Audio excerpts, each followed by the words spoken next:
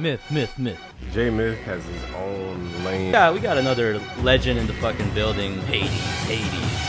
Let's see what Hades is talking about, man. Let's see what JMYTH talking about.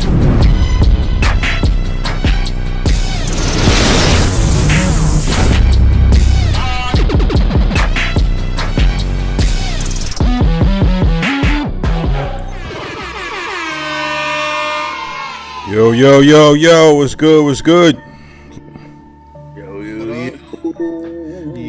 Can y'all hear me? Yes, sir. Just want to make sure the mic is working. Welcome to Logic Pro Global. Today is April 20th, 2020. Broadcasting live from Miami, Florida. We got JMYTH. He said 2020. It's Did I say 2020? Did I really? 2020. Oh, stuck in the Matrix. so He's stuck in the Matrix. Coming Damn. to you from 2 years ago. Let's get it. I knew I should have took that blue pill, man. But, you know, it is what it is. April 20th, or the 20th, maybe say 2020. 2022. We are live broadcasting from Miami. We got JMYTH in Cali. We got Drillbit in Denver. And we got Tech in New York. What's good, fellas? Good with it. Not much, man. Just chilling, maintaining. All right, and we are on Twitch and YouTube. Perfect. All right, so I'm gonna monitor the stream here. Yeah, man, we're back for another week of Logic Pro related stuff. A lot of flex talking, a lot of cookups, a lot of gems, a lot of sauce. So without further ado, let's jump right into our crypto segment. Quick little 2-minute update on what the markets are doing, what's good, what's bad, how much money you lost, if you're gonna have to live in a box after this. So we're gonna have our guy Drillbit just give y'all a quick update on what's going on the markets. Yeah, so the last week there's been a lot of movement in the markets, a whole bunch of different things that have kind of happened, both in traditional markets and in the crypto space. Bear with me, I was telling the guys, my voice is a little frail. I'm dealing with the vid right now, so we're fighting with Rona, but we're going to get through it. As far as some of the big things that I saw and I took note of, Bitcoin did bounce a little bit this last week. However, it's once again losing a little bit of momentum. So let me go ahead here. I'll share my screen so everybody can see. Let's see here. Give me 1 second while I get back over to the correct screen.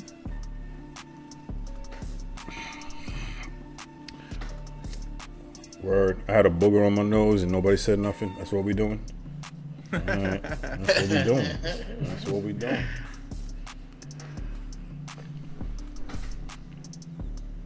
Alrighty, let me know when y'all can see the screen. Yes, sir.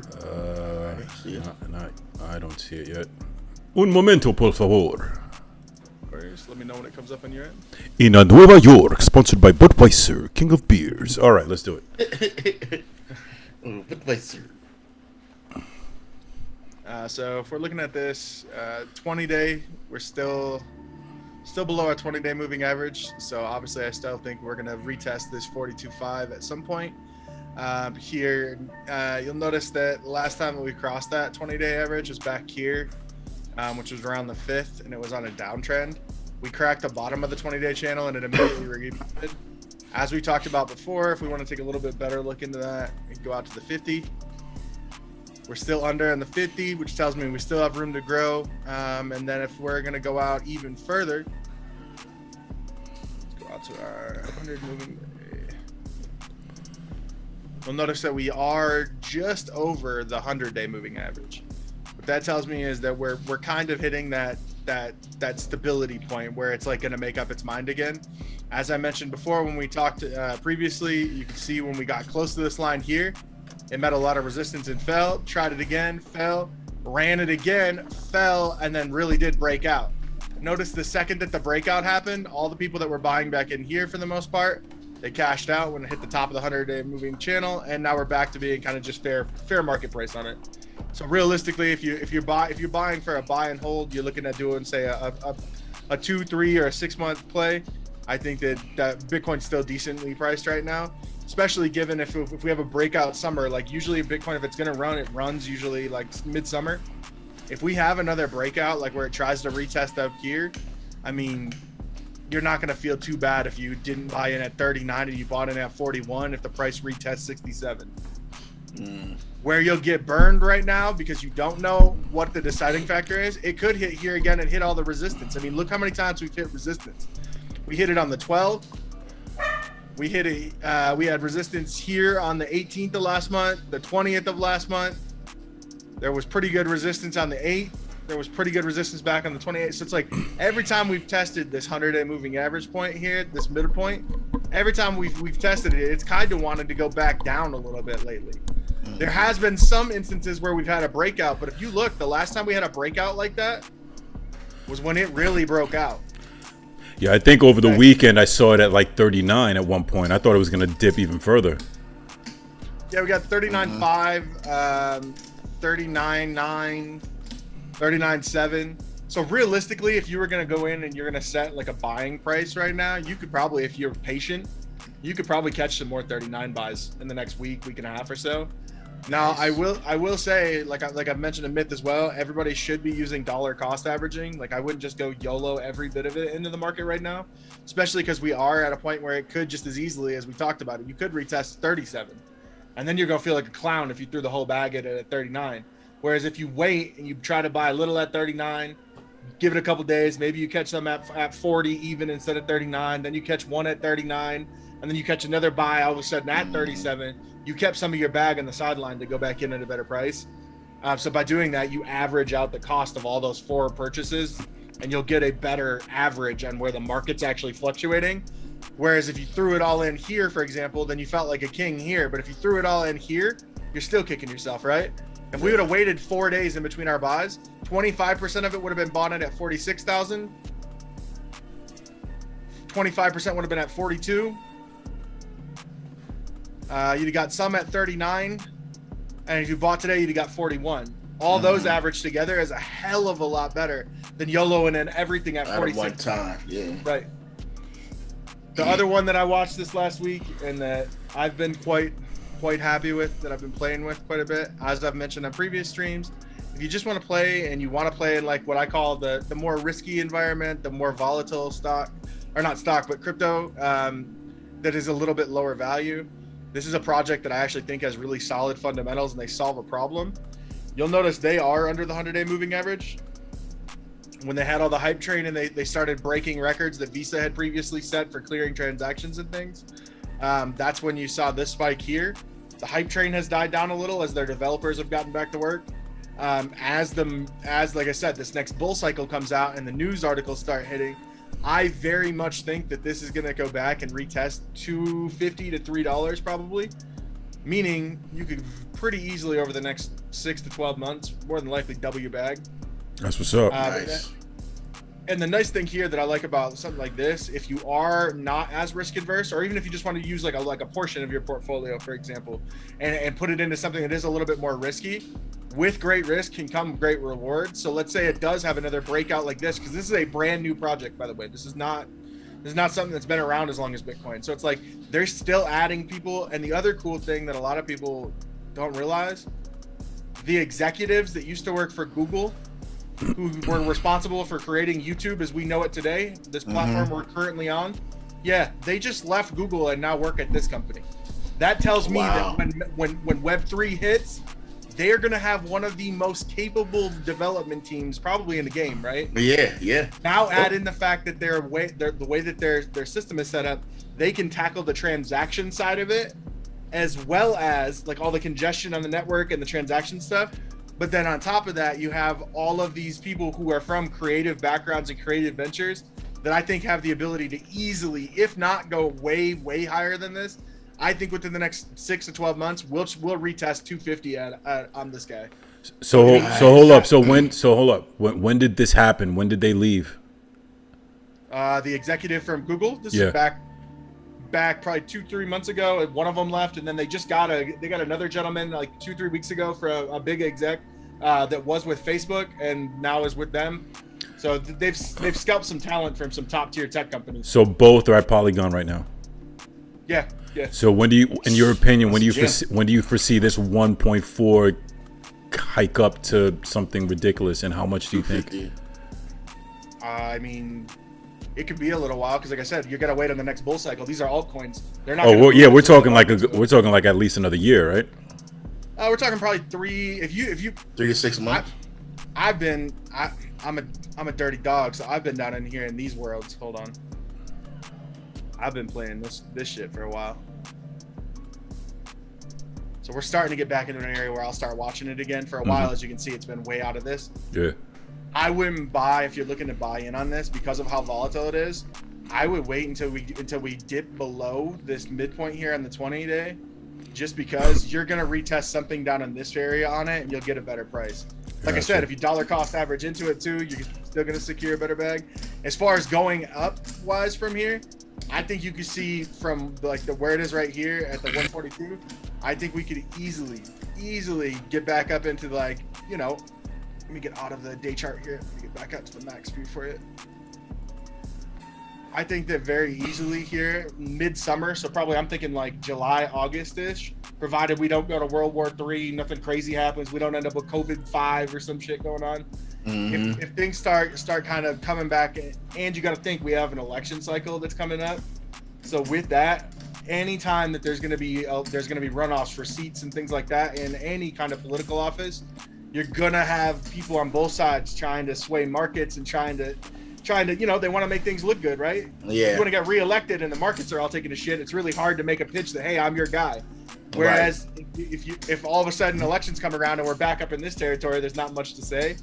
So historically, promos going into these types of cycles, and historically in the summers, as you look at some of these more like these top end points, usually late summer, early fall is when we hit our highs for the year for crypto. All of this, though, is going to be contingent 100% on this. This is why I always tell people like Myth that are just brand new to getting into it and trying to understand how things work, start here. Just because it's a way less risky investment, things don't move as fast. You'll catch little gains here and there. You'll have situations where if you get a good buy, like Myth did on his first buy, you can run up, 30, 40% on your money. But it is not going to move. Like, so Polygon, for example, if this has a day where we have, like, say, a 3% move on Bitcoin one way or the other, Polygon usually is going to move 6 to 8%. So with that being said, if we have all of a sudden, if like we get a bunch of news and all of a sudden Bitcoin's going nuts and it's like frontline mainstream media again and things go apex, if you're on that Polygon wagon, that's when you're going to see those doubling in prices happen. And it's going to be quick because the people that play in those altcoins, the second they get their bag, they dump the coin. They jump it out, yeah. They dropping out the money and they collect in the bag. Bitcoin, you don't do that. Ethereum, you don't do that. Those are long-term plays. If you're trying to invest with them. Now, if you're playing slots and you want to punch in and punch out 15 times a week, be my guest. Don't be upset at the end of the year when you've got 3 or 4% gains and everybody else around you that put it in and just left it had 20%. Time in the market is always better than time out the market, or timing the market, as some people call it. The other one here that I always like to touch on too, Ethereum, as you can see, it's down. We're right below on this one too. Things are getting back. What I want you guys to take away from this, anybody that's watching as well as the group here, if you're doing your research here and you've been watching over the last couple weeks, what we look for is trends, right? So let's go back to, like, if we were looking on this chart, if we go back to, let's see here, so we started doing streams, we'll call it right in here, like the first week of last month. So if you watch from here, as I was telling y'all originally, I'm like, hey, we're in this bottom part of the channel. There's some buying opportunities, right? It ran up to the top portion of the channel. As soon as we crack that line, right? Notice what happens. You start to hit what they call resistance, and now we retest. This retest line, and now we're starting to gain strength. We could hit this line and flatline again. We could retest this low. Right. Or we're going to break out and test the top, which is 462. Right. Or sorry, what is that? 46.26. Sorry. So, this is another one that there's still a lot of upside potential. So, like, these are all things that I would be adding to my watch list, and then I'm watching over the course of the next week, or every 2-3 days. I'm just checking in, read a couple news articles about that specific thing. I'll come in here, pull my charts, look and see, where are we? But if you would have been doing that dollar cost average that we were talking about, right, instead of just sitting on the sidelines. If we would have bought every time we had a stream, so the 6th, and we'll go out to like the 12th, so you'd had an upswing there, you'd have got a couple of good prices, you'd have still been going up. So you really only necessarily would have had one shitty buy. Right. Right. Instead of one. Instead of one, you could have had it right on the money and been great with it. You could have mistimed it, and you could have missed the bandwagon. Yeah. So that's why I try to. What I like to do is I like to go ahead every time I get paid or every time I get like a beat sale, I get something like that where I know like, all right, this money I'm gonna earmark for investing. My goal is that I don't have to touch that money unless the world's on fire. Right. So it's like I just put it in there and forget about it, right? I'm not trying to sit and like tinker with it all the time and mess with it. Right. Just have it, yeah. You know what? You know why all these viewers need to listen when Drill Bit speaks? It's because of this. He has the cash and the credit to turn out your lights. Yeah, just like that. He got the cash and the credit to turn out your lights. Straight like that. All right, man. So, anything else for us, Drill? Nah, that's it on the crypto side. Like I said, I wouldn't necessarily go YOLO everything in right now. I don't think it's necessarily the greatest buying opportunity. I think in the next 2-3 weeks, there's going to be a couple more opportunities to get some better prices. However, we could check back in 2 weeks and we could be at all-time highs again. That's just the way crypto works, depending on the news cycles. I would bet more if I was a betting man and I was going to put my own money into it. Like I said, I'm sitting on the sideline for a couple more days. I'm going to watch and see where this goes. And then, you know, I personally, I usually go in once every other week or so. And I'll just go in and just kind of take a look at all my holdings, look and make sure that everything looking like that, like I wanted to. If I notice at that point that there is a buying opportunity, I'll go in and throw, you know, 10, 15% of whatever my available cash in my portfolio is, and I'll buy some. Yeah, 10, 15 bands in yours. Yeah. Nah, nothing like that. Real quick. Throw 10, 15 bands in there real quick, you know, see what happens. But yeah, especially like I said, as you start to diversify the portfolio too, you'll be able to start to move some of those other things away from the Bitcoin side. But if what you're interested in is just kind of putting in those 4 buys we talked about on the Bitcoin side right now, I would watch over the next little bit, because I think you're going to have some 39, 38, 37s maybe again before we're back into the high 40s. Nice. That's what's up. Y'all heard it first from Drill Bit. All right, y'all. First off, let me apologize to Drill. I completely throw our segments off. That's why I was like, yo, why is he's rummaging over there to get the screen shared? We usually start with Flex Talk, and my mind was somewhere else, and we ended up starting with the crypto update. Homie's in 2020 still. Give him a break. So yeah, right? Yeah, exactly. Yeah.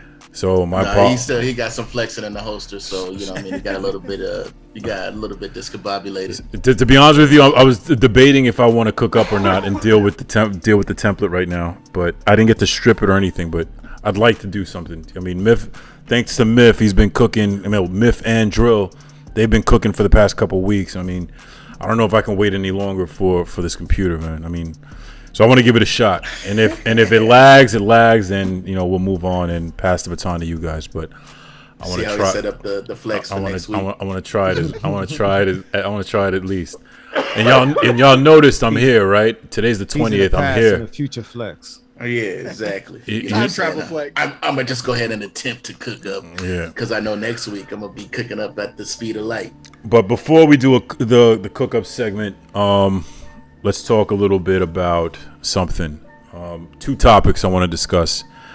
The first topic, I don't know which we should start with first, but let's start with the 808s, right? So I want to get everyone's perspective or, you know, experience with first coming across a composition where they had to put 808s and just didn't know which 808 was the right 808 and the anatomy of an 808. Like, can y'all tell me what y'all experience was like first dealing with 808s and how you guys kind of worked through the hurdle of understanding the tone, the different tonalities, the lower chakra that the 808 affects, frequencies, and all that other good stuff? I would say let's start with you, Myth. Well, I used to, you know, my first time even really dealing with that frequency in general was back when, you know, before the 808, when it was just a sub bass, a sine wave, when it was just a sine wave that was super low, and you had to, you know, I had to come up with bass lines and everything. That's when it was, you know, like boom bap and hip hop was still at the forefront as far as the approach musically.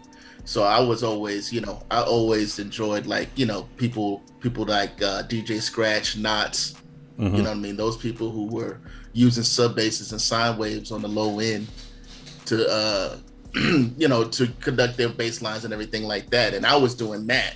And then I actually, my first 808 literally was a sine lead that was playing on the low end and just turned the release up.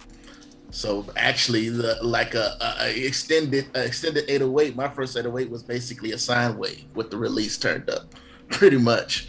You know what I mean? And before we actually get into like before I got into the intricate and the zays, the spins, and all that. But the low end, it's just something that it was a phenomenon that. It makes every beat, better, pretty much. You know what I mean? Especially for the current generation. You know what I mean? Everything is based off your low end. How good is your low end hitting? You know what I mean? How hard is your 808s hitting and where they sit in the mix? But I've been dealing with that chakra, ever since, the boom bap era. You know what I mean? And so all the way up into now to where you want to get the low end and the harmonics going at the same time. So you want to get sort of the high end and sort of like, with beat battle beats and stuff that I've been doing. I've been trying to capture, the high end as well. You know what I mean? The harmonics in the 808 as well as the rumble on the low end. But the 808s back in that time can't be as ignorant as they are now. You know what I'm saying? Yeah, that's what I'm saying. Because now it's like, it's harmonics and everything attached to it, and now you want to get the low end and the high end out of it, and the harmonics out of the 808. Yo, Drill, do me a favor, check your text messages. All right, bet. Just text you back, G. But yes. No, so I think on that point, I think it's funny because you say that like it sounds like you almost got into it from the boom bass side. And then were you doing prior to doing like rap beats and stuff like that, Myth? Were you doing any other kind of arrangements or productions that were really low end heavy? Well, yeah, I mean, just in general, melodically, I was always melodic. So even when I was doing like hip hop and boom bap stuff, it was still had like a melody element, sort, and bass lines were sort of like my go-to. You know what I'm saying? It was sort of my repertoire back then. And even playing live drums, the first two people who connect is gonna be the bass player and the drummer. You know what I'm saying? And if they don't, it ain't gonna be a good. Yeah, if they not locked, you know what I'm saying? Yeah, right. The whole project gonna be trash. It ain't gonna work. You know what I mean? So that's just usually how this is how it works. For me, and just sort of just having something that with the kick drum and the bass sounds. You know what I mean? Sound selection. That's a whole nother thing. But yeah, man, 808s, like even back to like, even back to Two Live Crew. I mean, literally the 808 drum, the rolling T808. TR808, you know what I mean? It's like, that was something that was so popular in hip hop, in general. It was there as soon as hip hop started. It was there. Right. Ready to go. So it's going to always, I think the 808 is going to always be a part of music, you know what I'm saying, as we know it. Not leaving. Yeah, it's not. I gotta ask the trivial question. Who do you think brought the 808 to the mainstream? There's a lot of back and forth. There's people that think that Kanye was the one that really brought it to the limelight, and there's other people that thought that it was here way before Kanye's time. It was definitely here before Kanye. No disrespect. I mean, Kanye, made it clever. Made it clever. You know what I'm saying? Like right. with the 808. He made it melodic. Right. Yeah, he made it melodic. I mean? He made it more of an instrument.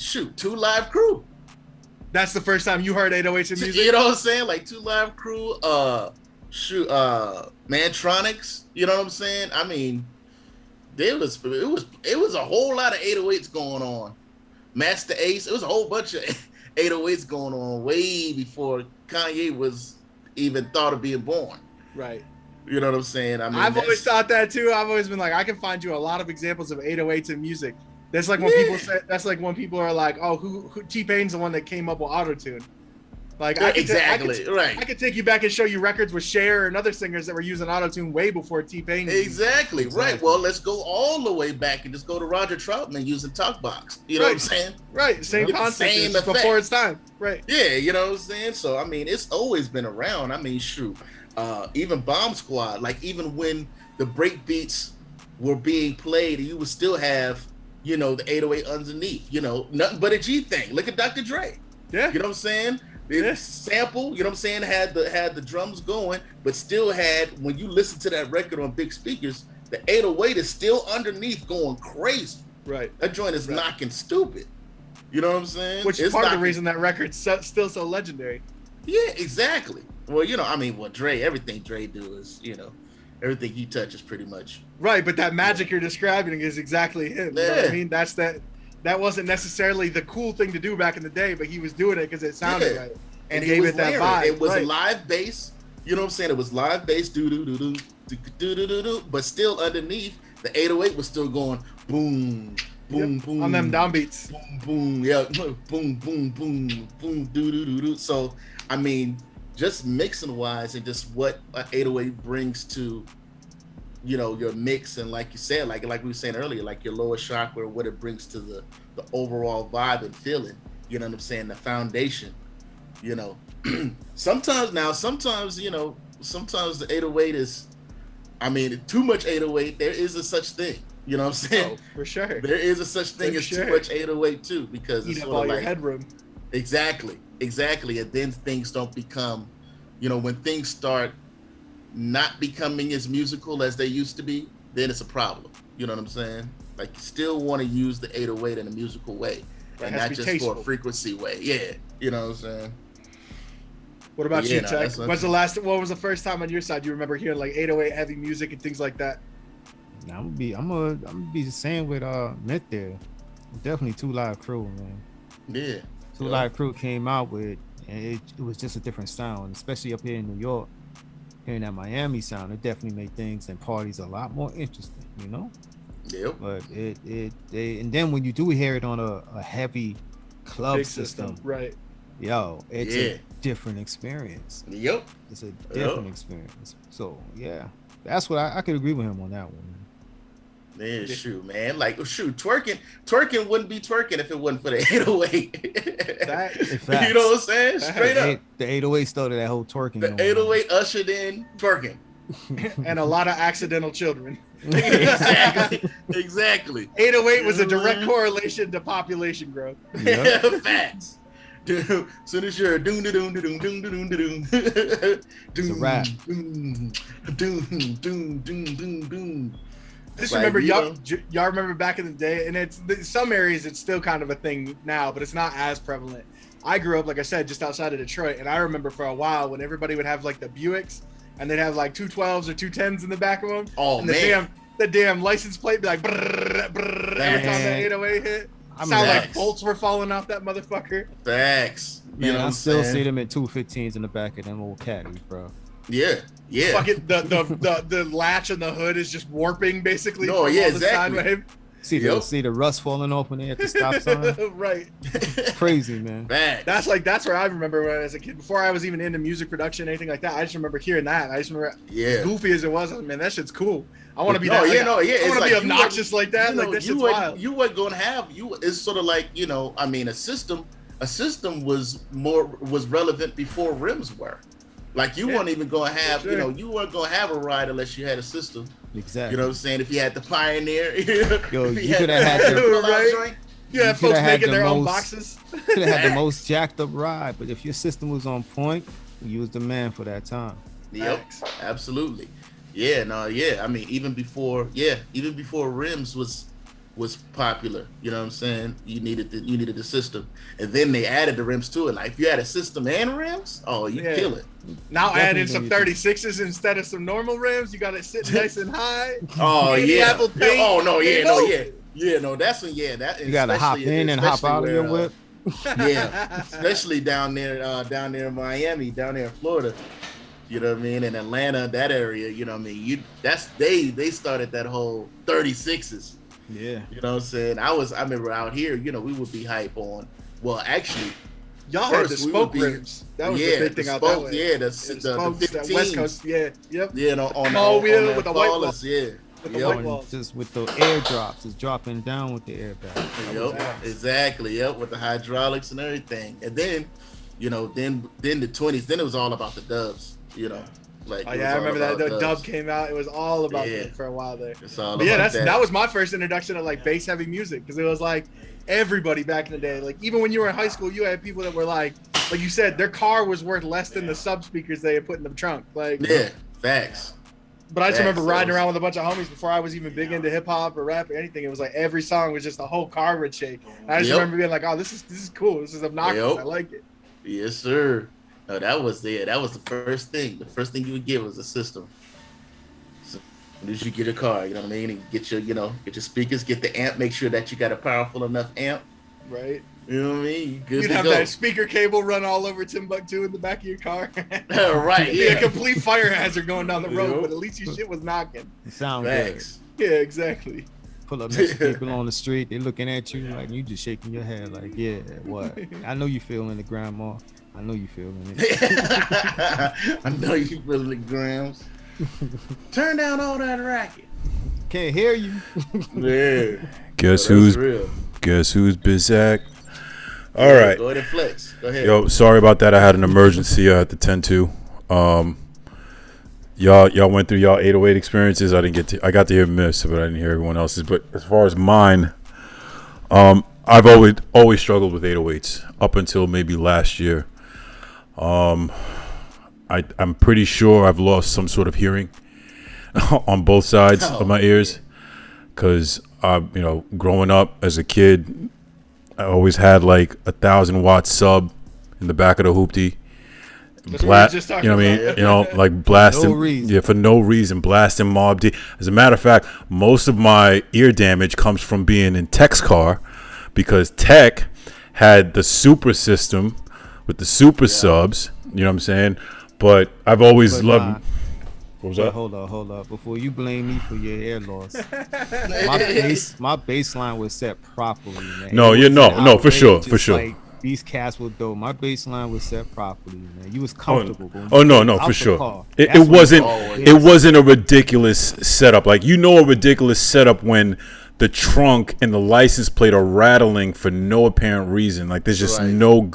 there's no real good balance between the highs and the mids and the lows. Right. noise. Yeah, so Yeah, it's just Tech noise. Had the musical setup. It's just they a- had like the insulation and everything. My Yeah. homies just Didn't broke the rattle. knob off the sub. They just cranked that bitch until it broke off and was like, good enough. Oh wow. No, yeah, you turn your amp up. You know what I'm saying? Yeah. No, yeah, it's a problem. Yeah. So You just while slapping for no reason. while we are joking about it, until I get a professional confirmation that is the problem, I do feel like I have some sort of hearing loss. With that being said, We all got every last one of us got I some mean- type of hearing loss. For And- sure. If you ever played live music, you got hearing loss. I promise. For sure. and- You ever been to the clubs? You got hearing loss. Facts. Exactly. To a You know what I'm saying? It's a concert, you reason got why hearing you gotta loss. listen to a mix. Even when you finish the mix, you gotta leave and come back.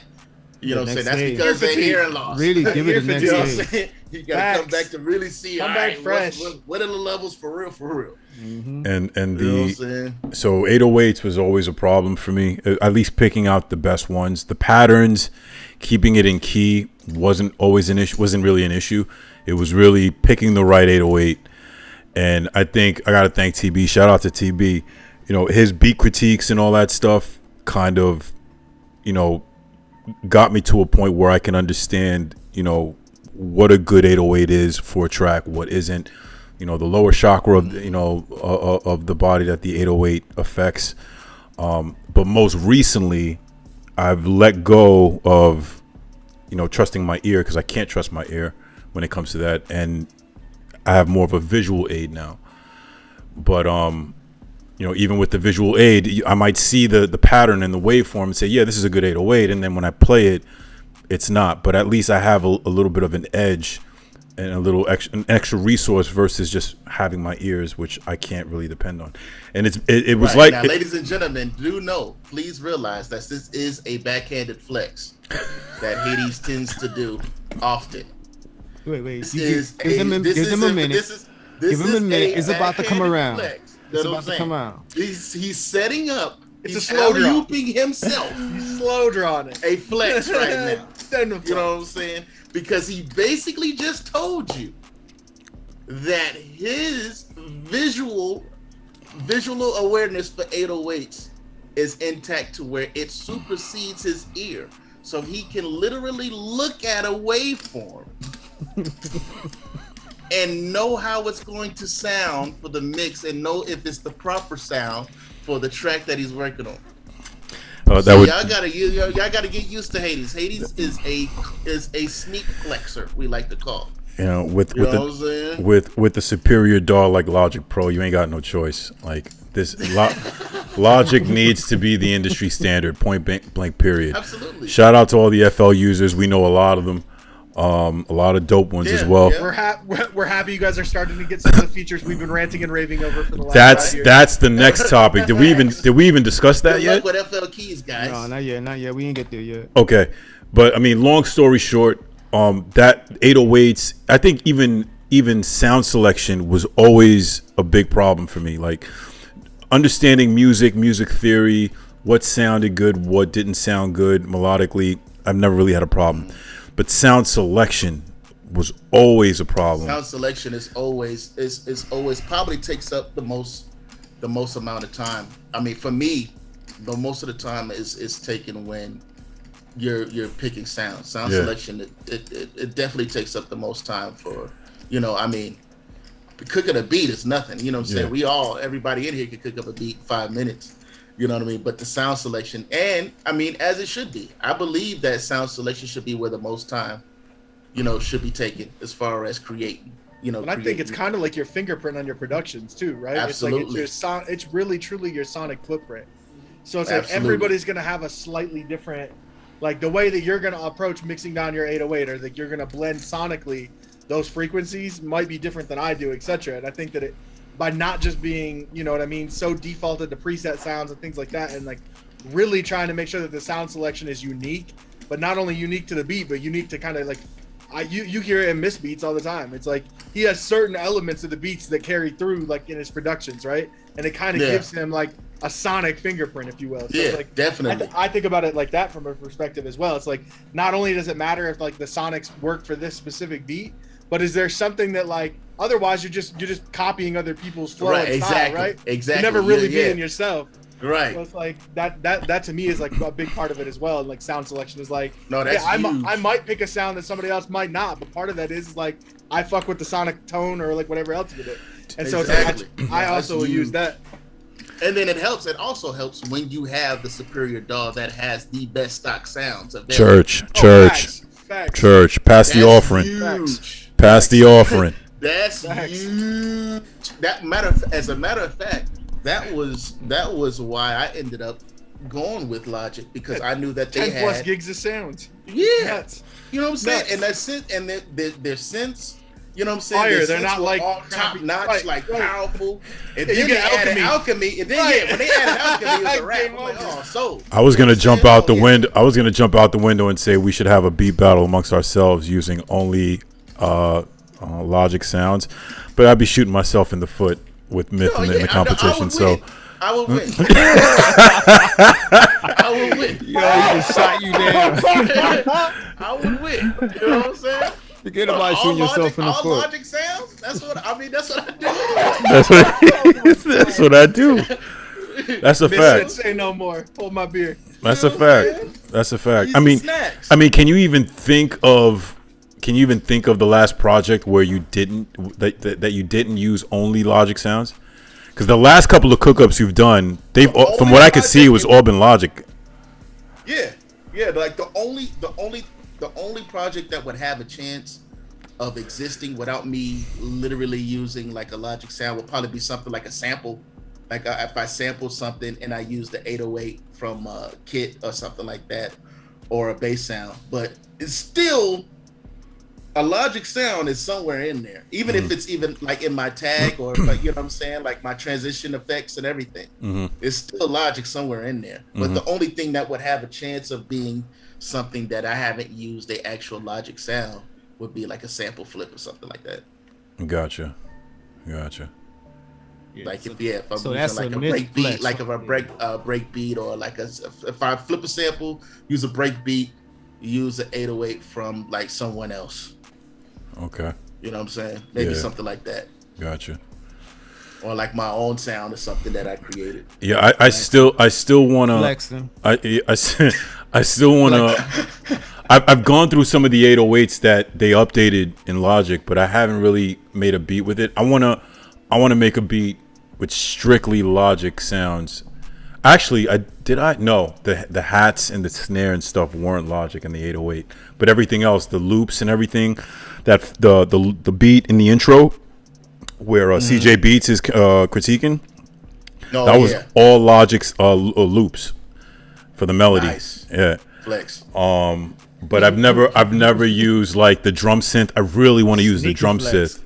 I really want to use the drum synth and the 808s. There's a Roland 808 that they put in there that I really want to No, try. the 808s is hard. No, Yeah. they got No, I some believe dope- it. They got some dope 808s in there. Yeah, In that 808 pack that they recently added, because that was on the 10.7 update. I believe so. I believe so. Super random fact about the samples and stuff like that come in Logic. There's a hi-hat that's called Atlanta. If you go into the specific electronic folder, the one's called Atlanta. If you go click on that and listen to that hi-hat, you'll know exactly where they took that from. Yeah. Yep. It'll be real obvious They whose got an kid they H-Town scalped one, that too. one from. Yeah, and that one Yeah. once again, you'll know right off the rip who they modeled it after. Yep. They ain't even trying to be kosher. Yo, you gonna? Yeah, no, I bet they just letting it be known, like, yeah, you know, here it is. It's You got it in the house. the last reason before we move on to the FL conversation. One of the biggest reasons why I want to cook up with just the Logic sounds. So everyone here is familiar with Contact, especially the banks that have orchestral stuff, right? Right. So with Contact, with any part of the DAW, you can set up articulations. Don't ask me how to explain what articulations are, just stay with me. So you can set up articulations for each of your instruments, right?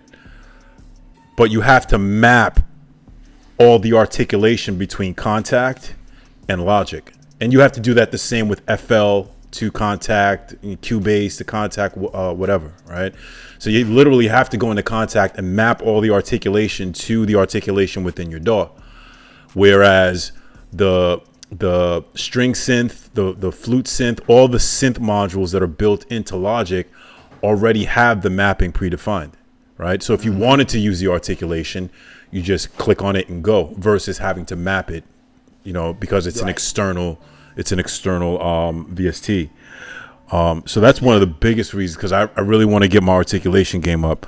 I don't fully understand it. I understand it at a very high level, but the intricacies, like watching like a lot of the orchestral cats that make beats on FL or that make symphonies on FL, they use a lot of articulation, and a lot of definitely, and a lot of it is mapped to their MIDI controller. So that's an initiative that I have on the list to do. You know what I'm saying? But yeah, that's one of the biggest reasons why I want to do it. Well. Yeah. But yeah, man, that's sound selection was always a problem, but it's not a problem no more. You know what I mean? Not at all. It's not a problem no more. Especially when you have the superior dog. That's a fact. Thank you for putting emphasis on that. You know what I mean? So next topic, FL. So chopping it up. Well, I think Drill sent the text today mentioning this. I was like, you know what? We should definitely talk about it. Although I'm not sure what it is that we have or have had that FL just happened to get. So Drill, maybe you could speak a little on it. Yeah, no. So I was just mentioning in the comment that I had made that Myth had shared in the group chat that we have a video where it was FL users basically putting together tutorials and showing folks that you're like, oh, this is how you can record vocals in FL. And it's like, even if you just like click on the video and watch some of the steps, it's funny because it's like he's almost trying to brag about how great the recording feature and capabilities of FL are. And like he's like, yeah, and after the last 10 point whatever or 23 point whatever update, now you have these, and I'm laughing to myself because I'm like, we've had that since before Logic Pro X. Oh, that's a lot of these like features and a lot of these, Big and facts. it's integrated from the the graphic interface side in a way more usable fashion, so that if I want to comp a vocal, for example, go ahead, show me how you comp vocals easily with an artist in the booth in FL. NFL. For real. Go I ahead. want to see that. Go ahead. I want wanna to see that. I'm not saying there's not a guy out there that's cold as hell with FL that's good at it. The Yeah. average producer is going to get fired as an engineer trying to record Facts. vocals in FL. Facts. And that's just getting dry vocals into the system. We're not Facts. talking about doing any kind of edits. We're not talking about timing correction. We're not talking about pitch correction. We're talking about Facts. practice. Oh, right. Exactly. You know what I'm saying? Shout out to It's funny Flex to me. Pitch and Logic, too, Funny by the to way. me. So wait, are you saying they got a new compressor or something? I'm still lost. What did they get? No, so in the video, the guy was showing how in this newest update, it's improvements to the workflow that was used in recording vocals into your session, like on FL. So like if you cooked up your beat in FL, right, and then you went and tried to add vocals and you wanted to record an artist over it, this guy was showing all the great updates that came in this new update that they had on FL's platform, and I was just laughing because as he's going through how great the workflow is, I'm thinking about what it looks like in Logic. And for us, you just arm the track, hit record, and guess what? If I want to comp stuff, I loop it, it does it. I can go in then and I can splice takes, I can do. He's talking about the ability just to hit record and get vocals into the beat and thinking it's revolutionary in the video. And I'm just dying laughing. Exactly. No, that's up. hilarious. It's like, yeah, like FL can record vocals now.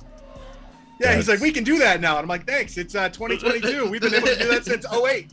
Hey, congratulations. That's insane. Yeah, For there the you go. GarageBand? Yeah, go download GarageBand. It'll do the same thing for you. Like, Hilarious. I think GarageBand probably has more recording capability to be 100 with you. Yes, it Oh, does. it definitely does. That's a fact. Because a lot of people said that they had to record it in GarageBand because they just had a Mac and the GarageBand was there. And it's like, yeah, I just recorded it in GarageBand and boom. You know what Wasn't I mean? it what's her name? Billie Eilish who did her first her major track Yeah. was recorded in Yeah, GarageBand. yeah. was it- Her brother produces her. Yeah. Yeah, that's That was in GarageBand. Most of that Absolutely. sound, most of the sounds on that, with the exception of the sample, is all original sounds from GarageBand Yeah. too. When he did the beat breakdown, But that's See? all what? that's all Logic sounds. Yeah, you get all the Logic GarageBand sounds plus some. case in point. Boom. Right there. That's And we don't right. have, I mean, and it's not like we don't have anything against FL at all. Or FL users. No, I FL think users. some of at the all. hardest This is producers really- out there use This is FL. really a friendly. This is really like just a friendly, bantering going back and forth. You know what I mean? Because they always like to claim that they have the superior DAW, and we all know that is not true. We definitely We've do. Proven it in many, many ways. That's We've a proven fact. it in ways sound quality. We put recording vocals. We've proven it in every way possible, pretty much. I mean, I like that piano roll. Shout out to the piano roll. That's I've- dope. The only Yeah. feature that FL has that I wish we had is in their piano roll. I wish The we had the piano ghost roll. notes. I wish we Yeah. had the ghost notes for the scale. Well, you can okay. quantize the scale, but otherwise you have to draw them. Listen, in. there's Yeah. ways around that, bruh. The's ways around that. That's Trust true. me when I That tell is you. true. There's ways around that, and you just segued right into the template. So good looks on that. good looks on that. Because as you were talking, I was cropping out the template to make it less CPU intensive. So shout out to you. Shout out to you. There's ways around everything. Well, not even now. I mean, not even now though, but the only thing that I used to be like, okay, well, that's dope, as far as the FL was like the piano roll and how the feature in the piano roll, how you can manipulate the glide right. time for each note. Right, the swing, the slide, That's and the hard. portamento on Yeah. every note. Yeah, you know what I mean, and you can manipulate the length of the time for every note. That's impressive. You know what I'm saying?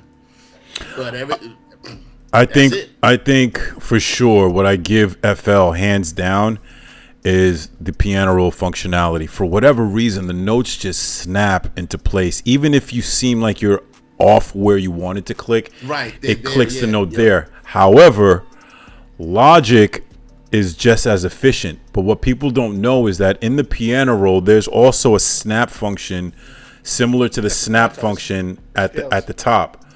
If you Right. set that snap function to division, it snaps it into place the same way it does in FL. Yeah, yep. Because most people And- just, yeah. No, I'm saying, and it just makes it it makes it more musical. I think Logic is more musical. You know what I'm saying? Just in general. You know what I'm saying? When it becomes to like the piano roll and everything, and just conducting inside of it. You know what I'm saying? Now FL, shout out to them. Technically, you know what I'm saying? Like if you don't, you know, have anything to do with music, yeah, then you know FL.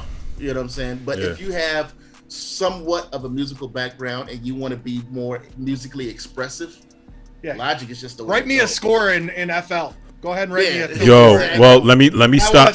I want to see give me to the next 10 updates. I'll have that score for you. Let me 10 years from now. Let me stop you right there, Drill. There's a cat. I can find him right now. There's a cat. As a matter of fact, I'm gonna pull him up. This is the cat that I'm gonna be studying to learn how to make orchestral joints. Like this dude is nasty. Shout out to T Will. I've sat and watched T Will conduct the damn score. But my point is great. He can conduct the score in MIDI. Now hand it off to an orchestra to play. Okay. Can T Will put it on sheet music? It is. Because I know I couldn't, but I know in Logic I can hit export and hand it to them. That's a fact. That is a fact. Yes. That's a fact. That's a fact. It doesn't matter how great you are at music. If I go into a studio to record live strings, those live strings players need music in front of them. They need Logic will break it out for every section. Right there. You're right. I can write the entire score in one page. You're right. You're 100% right, sir. Give me 30 seconds. Let me print that out. And if I don't know how to do it, I can draw it out in MIDI and it will convert it to the proper sheet music. Proper sheet music right there. Right there. Crazy. It'll even add the rest, the breaks, the everything. Absolutely. It's just period. I think you just need to hit the flex all the way around. Oh yeah, I haven't been doing the memes. You're right. My bad. I'm trying to get the template cropped out. If I got control of that means, boy, we would have been flexing all the way around. Well, we got. Yep. Facts. As a matter of fact, I got a whole bunch of new memes that I put in here as well. We're gonna try those out one day. I got a fax button. Oh, that didn't load. What? It didn't load? Nah, it's not. He said that's that old BS. That old BS. That's that old BS. All right, fellas. Every point made was valid. I like Drill Bit's point. That was real fly. That was super fly. That was. I didn't understand. Like, why would I mean? I know a cat that's nasty with FL making orchestral stuff. Great with but MIDI yeah, and you putting can't bounce. You can't bounce. I've accidentally hit that score button trying to hit another key command, and just a whole score just pops up on the screen with all kinds of musical notes. And I wish I could read it. Channel into its own thing musically. Yeah, I wish I could read it, but I mean, it's just an extra perk. That's not a new feature. It's No. Logic 8. Yeah, it's crazy. It's been Logic there. 9 maybe? Crazy. Logic 8 or Logic 9? It's been there since Logic 8, man. That's what I thought was 8. Yeah. They came out with that as a rival to back when Pro Tools and Logic were kind of vying for #1 as far as kind of industry standard. Correct. Pro Tools launched, I think it was called Syllable or something like that. And it was, or Sybil or something. And it was like Syllabus? a program for, it was one of those weird, it was like, and what they did is it was a notation software that would integrate into Pro Tools. And then that same year, Logic did an update and they released their version of it. And their version, I think, is super slick. Exactly. It's like, they have Melodyne. It's like, oh, thanks. We have Flex Pitch. Right. In case of point, you're done. You finish. Pro Tools, we coming for you too, but we'll say that for a later date. I think Pro Tools held his weight. It held his weight long enough. Because somebody said that they were industry standard. I mean, it's industry standard. It's not producer standard. You want to know why it's industry standard? Because all these big studios, somebody said it right. Yeah, that's all they was using. It was Pro Tools. Well, and the other thing is their entire infrastructure is built off of HD rigs. Yep. So they have to get the newest version every time it comes out. Otherwise, their studio becomes useless. Yep. Why people keep buying into that business model makes no sense to me. But you know what? But you know what's going on? Some of them is actually standard too now. So because some of them is actually installing Logic in their system now because they have people who wants to come there and work on their system, but they don't have Logic. So the studio out here number has like 4 different DAWs built into it now because of that exact reason. I think the industry is realizing they're like, you can make dope music to the point we just had. Like we give FL users, we give all these other platforms a hard time, but it's like there's really hard producers in every one of these platforms. Mhm. Like what we said Absolutely. earlier, Billie Eilish's brother, he wrote multiple Grammy-winning and nominated hits with stock sounds and GarageBand on an Facts. old MacBook Facts. in a bedroom. Like, Yeah, Facts. I heard that too. There it Yeah. is. cold, you're cold. To your point with T. Will, Exactly. the reason his orchestral pieces slap is because 'Cause he's he cold. hella musically talented. Right. Exactly. Not because the system makes it good. So at the end of the day, it comes down to like your individual talent. It's Yep. just how easy can I convert that talent into data into right. Exactly. How with the can I path get- of least resistance. Exactly. Yep. Yo, y'all. Do you guys have an external view of the stream? Yeah, I got one. Look what came up. Yep. Facts. Okay. Yeah, we on. Yeah. So, Yeah, we on. Yeah, you know what I mean? Flexing in the holster. Let's go. We on. The superior Let's get door. it. We not playing, man. We bout that life. We bout that logic life. We don't sit here every week. We don't get paid for this. We could be doing something better with our time. But we got the love for the superior Facts. door. That's why we here. Facts. You know what I Love mean? for the music. And the love for the music. You know what I mean? All right. With that being said, anything else we need to flex. anything else we need to ahead. discuss? Go ahead, go ahead. Those Stretch were out the flex, bro. Stretch out the flex, bro. Go ahead. Stretch My out and man's let been that waiting flex patiently. go. He's been waiting. Like, okay, we got everything. I don't- Can I flex now? Go ahead. I don't Look at even the heat coming know. up from the back of him waiting right now because he got that heat. He's like, yo, I gotta let it out. Look, I don't heat. even That's That's know. what- really steaming. For real. Go ahead. The That's drama not it. pause. I'm looking Right. for the track that I wanted to play and then Brad cook did up. this shit to me the other week. He loves to do this. He loves to ice you. He did this shit with me with the cook up. He's like, bro, this Yeah. shit's hard. This shit, I can't wait to Right. see the reaction. He talked it up for 45 minutes, and then it took him 10 minutes to find the sample. Yeah, well, Right. I know listen. damn well it's sitting on your. It's He's sitting on the just waiting for desktop. he's just waiting for the You're waiting to hit the re-raise. space Yo, bar. why, He's why, why y'all acting like the CPU ain't ready to curse me out right now? It's the drama Like, flex right now. Just to load this thing up is a pain. You know what I mean? That's why I'm waiting when this thing gets here, man. I'm gonna put it through the ringer, boy. And I got 30 days. I think I got 30 days to return it if I'm not happy with it. Right. You know what I This is mean? what's happening. Yep. Yo, Exactly. we did a Hulk Hogan Literally flex, set up- a Hulk set up- Hogan theme for him when he flexes, alley-ooped bro. himself. Yeah, when you alley-oop yourself into a flex that's a week out, you know you mean business. Exactly. That's when you know you have sat down and strategically premeditated your flexing. You know what I'm Oh, saying? y'all about to kill my ass. Oh. He gonna be like, everything's good. Okay, let me flex this. Now let me flex this, You so know? I can flex next week, the before and after. All right. He's For back. those he's of you back that'll be here in 2 2022. weeks, I got you. Right, exactly. Yeah. You know what I'm saying? Y'all crazy. Shout out to Apple. Is this Shout out it? to Apple. We see you. Look. Oh, this is not it. Bro, I want to meet where it's just a Jeopardy. He It's ices us. We just play the Jeopardy theme song. it's got to be Get that whole shit 37. going.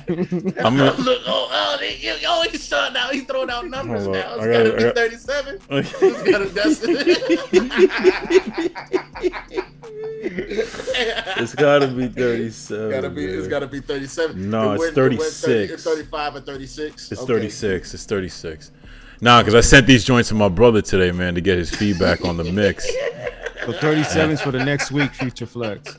Man. Okay, so you sent them to bro to make sure that the mix was hitting right. No, well, actually, I was playing devil's advocate and trying to convince him to. I'm trying to get him down here for a weekend, man. But he's so busy, man. It's like it's hard. But yeah, he gonna be right over here flexing too. Yeah, You know what I'm saying? I'm trying to entice him to come down here and cook up, man. Because when we get together, we haven't cooked up in at least a year and a half. And Oh wow. Okay. Yeah. like the last time he came down to Miami, man, we must have made like 20, 30 beats in the course of a weekend. And we had just started with the dog, you know what I'm saying? We had just started making beats, so I hear you. only God knows what happens when he gets here, you know what I mean? I hear you. So- Don't let me. I'm waiting. I got my brother in the holster. You know what I'm saying? We got Yeah. whole records we can flex. And don't get it twisted. I just got to make the time. sound like a brother battle. I'll be pulling up. I'll be pulling up to y'all neighborhoods real soon. You hear me? Drill, get the snowboard ready. We should get a. We should Oh get yeah, a. because you just had to be out the country. Something last week? something came up with the dog situation, man. I couldn't even go, Oh, okay, gotcha. so I had to postpone it. So I was thinking about that the other day. We should do that sometime this summer or some shit. Either get a place out on the West Coast, find something more centrally located for everybody or some shit, and see if we can't do like a long come on weekend or a through. week or some shit out in like I'd Airbnb. Y'all gonna come to Cali anyway. I'd say we'd start off with the person whose area is the most inexpensive to do it at. That would make sense. Well, damn. Probably, None of us. probably the coldest part of the country, which is Denver. Out of us four. I don't doubt it, dog. No, we're No? talking about the most. Oh, no, in the summertime, inexpensive. it's not cold here. But if you're talking about inexpensive, Denver ain't is it, dog. not the No. inexpensive. It damn sure ain't. I It ain't New I York. bet Miami. I bet Nah, Miami definitely is ain't New way York. cheaper than all of us. Probably. Miami Think is so? cheaper than all of Yeah. us. Maybe. And I Put would it- bet flights to Miami are cheaper than any Put it other like this. Put it like this. Myth. How much is gas? How much is gas now?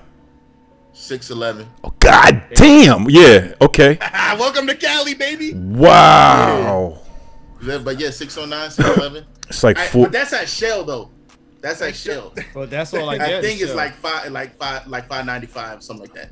Well, that's all I get is Shell, so I'll be screwed. Yeah, anyway. no, exactly. Yeah, so What is it in New York? Tech. 459. what? Yeah. It's like How the 430. hell It's like is 430 New York here. gas less than ours. My gas out here Because 393. you got all that Cali tax, bro. No, it's 393 in Denver. Yeah, unless you get premium that I gotta Well, fucking pay for. That's what I get. Premium. What's premium? Yo. Premium out here is looks like 393 to 461 depending on the average right now. So kind of depending Bruh. on It's kind of working close up here.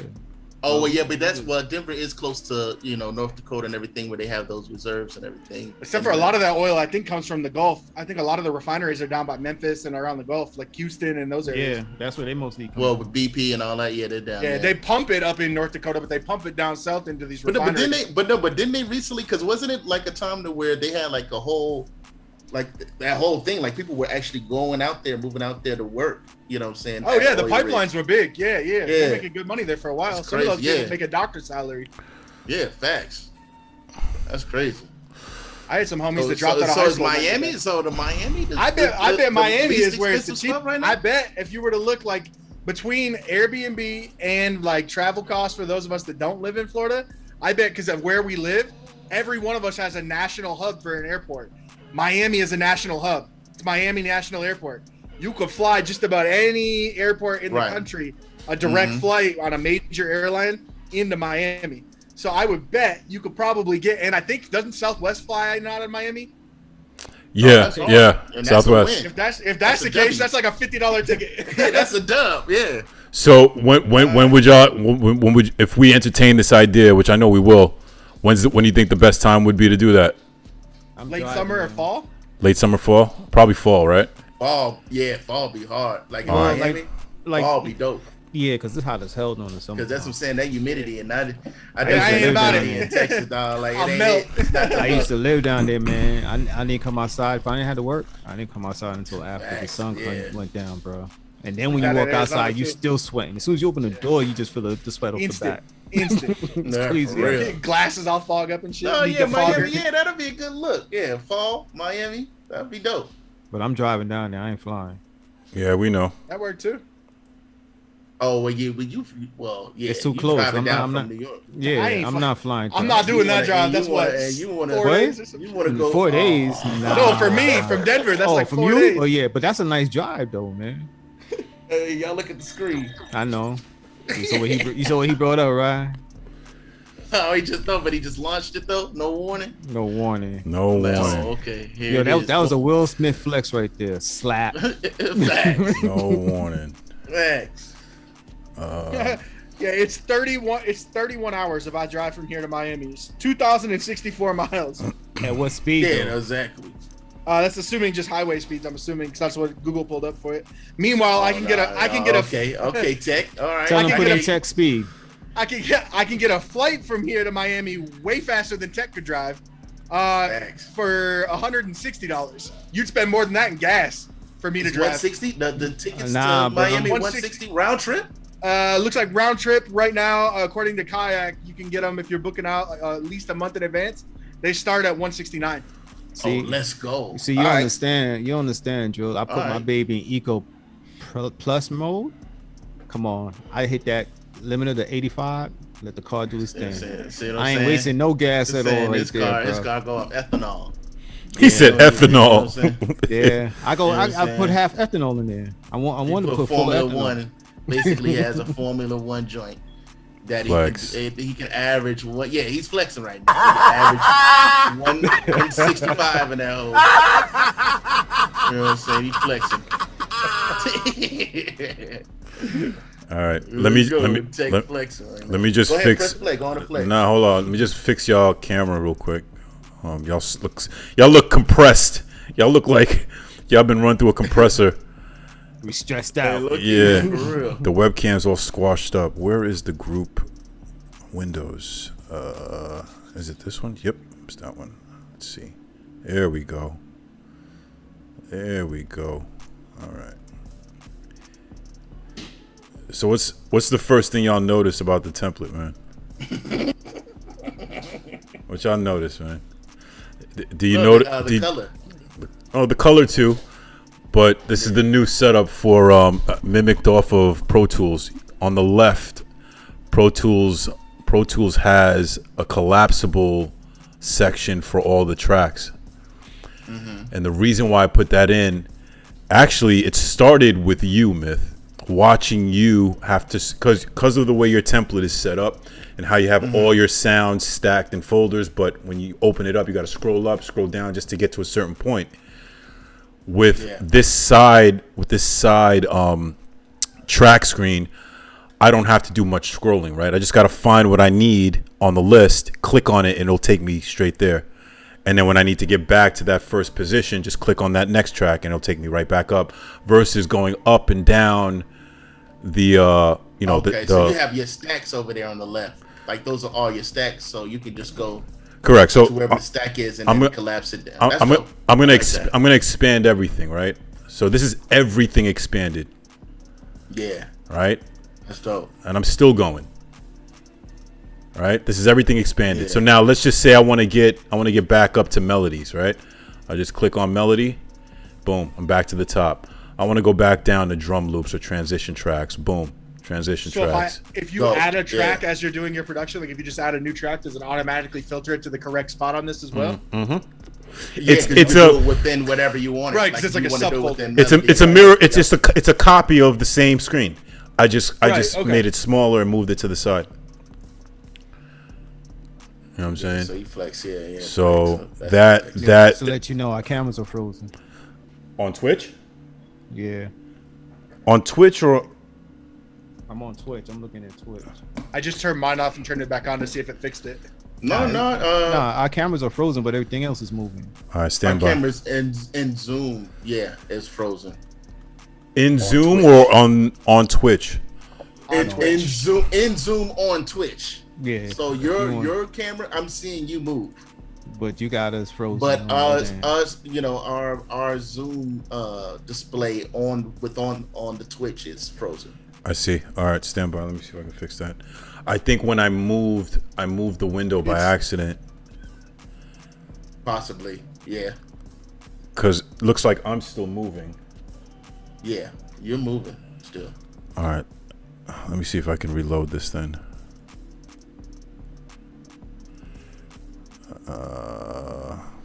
OBS, the old bullshit. That old bull. There they go. That old BS. Group sound effects, Windows. Okay, Windows. Okay, so Windows, turn it off, turn it back on. Still nothing.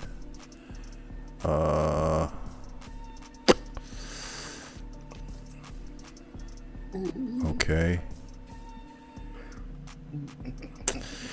Yeah, you guys are locked. The only solution is to shut down OBS, and I don't want to shut down OBS because then I lose the stream. It's Nah, fine. we I would good. just do your flex, G. We just want to let you know that we were frozen in case we got to the end. You're like, what the heck? Why didn't anybody let me know? No, I appreciate you. Yeah, that was my fault. I just realized the window that I usually have open with all of your images wasn't projecting. Therefore, it stopped the connection. So I'm just gonna get it off the screen for now. Next time I know. All right, but am I moving? Because I got to make sure that I'm looking good. You're good. I'm looking Yeah. good. Okay. As long as I'm looking good. The important stuff. Wow. See, Listen to That's him. that smooth flex. Let me get them off the screen. Yeah. Oh yeah, you guys. Oh, you trying to say I sabotage now? Yeah. Like, Let me hit this free zone. I guess the button real quick. connection went bad. I guess I gotta get you out the way real quick. Nah, not at all. But yeah, but over here in that section where you guys were, you see this project tracks right here. I have it set up to where it's basically like Pro Tools. Rosen. All right. So this is a project. Shout out to 300. 300 sent me a pack. I don't know if he got me on a mailing list, but he sent 2 packs, one in March and one in April. And I used one of the loops on there. Actually used 2. But the problem I'm having with 300's loops, and it's been like this since day one. If he uses an instrument that has like a really high frequency, I get a lot of clipping. So much so that I find it difficult to, like, you would literally have to surgically remove those clips. You know what I'm saying? Like, and I didn't have time for that. I mean, I don't know why. Like, clearly he's boosting the signal a little too much, but other than that, the man is nasty with the melodies. But let me close this background music off. Fingers crossed that this thing plays. If it don't play, then we're fresh out of luck. All right, here we go. And no movement. Cool. I feel like I just got blue balled for 20 minutes. Word. Okay, there we go. There we go. Yo, that's all, folks. Oh, you heard Wiz. You got to share your audio from the DAW too. Yeah, buddy. Yeah, I figured that. Come on now, rookie mistakes. Yeah, that's See, a he fact. doing- That's a fact. know what? You so hyped to flex. You missing it. Yeah, he's so ready He to flex. missing, you know, all that flexing, make it As my Okay, voice you know what I'm cracks saying? like a 12-year-old. Aggregate device flex. You know what I'm saying? I'm gonna keep it a band. I'm gonna keep it a band with y'all. Myth, no, I'm literally running on fumes, man. The past 2 weeks, setting this template up has been a nightmare, man. I've gone through every scenario, every troubleshooting issue, anything you can think of. I've gone through it, and I've almost killed myself over it. And I can honestly say that today, finally, it's done to the point where it's a master template, and from this master template, I'm gonna make sub templates. One for LPG with less CPU, another one for, you know, Rick Ross type beats, reggaeton beats, or whatever. But I'm just glad to put this behind me. You know what I mean? Subliminal flexing. Let's go. Nah, not at all. Subliminal. He said it's a master. It's the master Yeah, template. that's the master dog. That's the template. You dig? Feel him.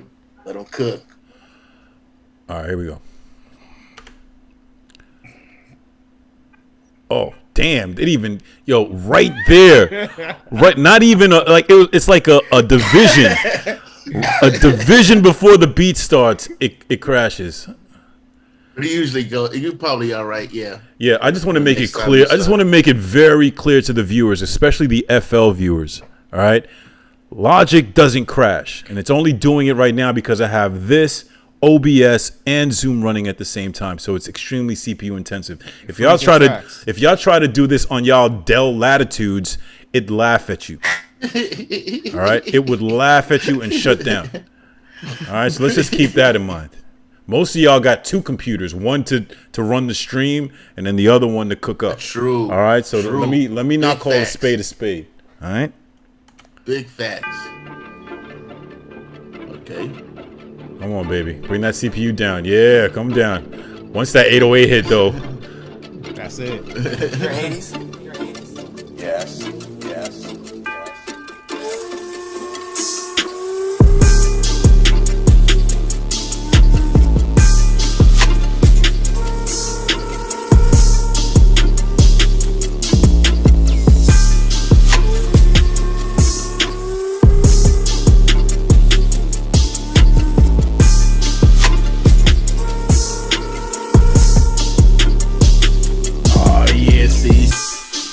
he's a sneaky beast. I know exactly what you did too.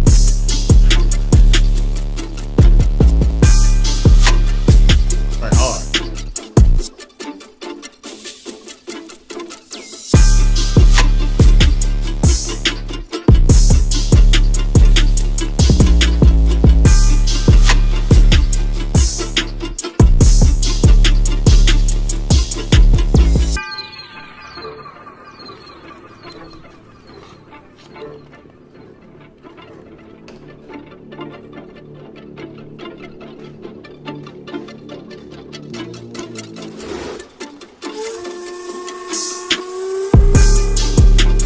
That joint's stupid.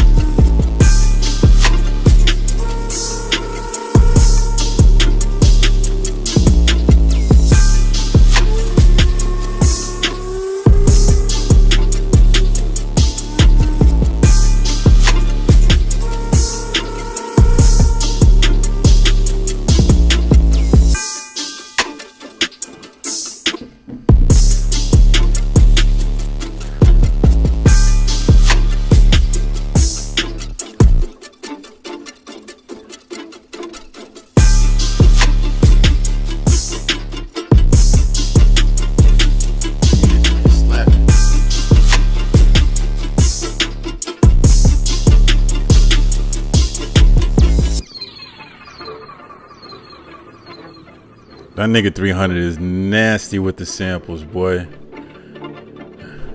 Oh, that's 300. That's 300. That's 300. That's 300's melody, yeah. It's Hollywood flexing out here. Shout out to 300.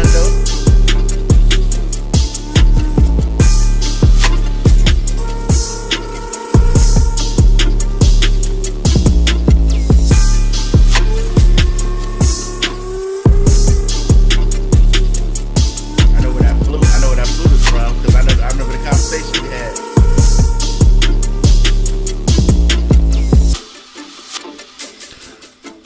So hold up, where's the flute from? I remember the conversation we had about that flute. Because I remember when you came across it, it's like, yo, I'm about to use this joint. It's an Apple loop. So that's the only thing I put. That's the only thing I put on the melody. Was that the flute is? The flute? Yeah, I believe it's an. Oh, no. It's not. No, it's not an Apple loop. Yeah. It is a contact bank. It's a contact bank, yeah. Because I remember when we came across it, you was like, "Yo, I gotta use that." Yeah, native flutes. Yeah, native flutes. Yeah, y'all see the contact big flex. Yeah, big flex, big Look at flex. him, you know what I mean? Big Look flex. at him, you know what I mean? Big flex. All right. So quick breakdown. So that was the only thing I added, right? The melody, everything else was all 300. 300. Right? Shout out to 300. Shout out to 300. I gotta hit him up for his Hollywood. tag. I had his tag, but I don't know what I did with it, so I need another one before I push this up. I sent it out. So this is the loop without anything on it.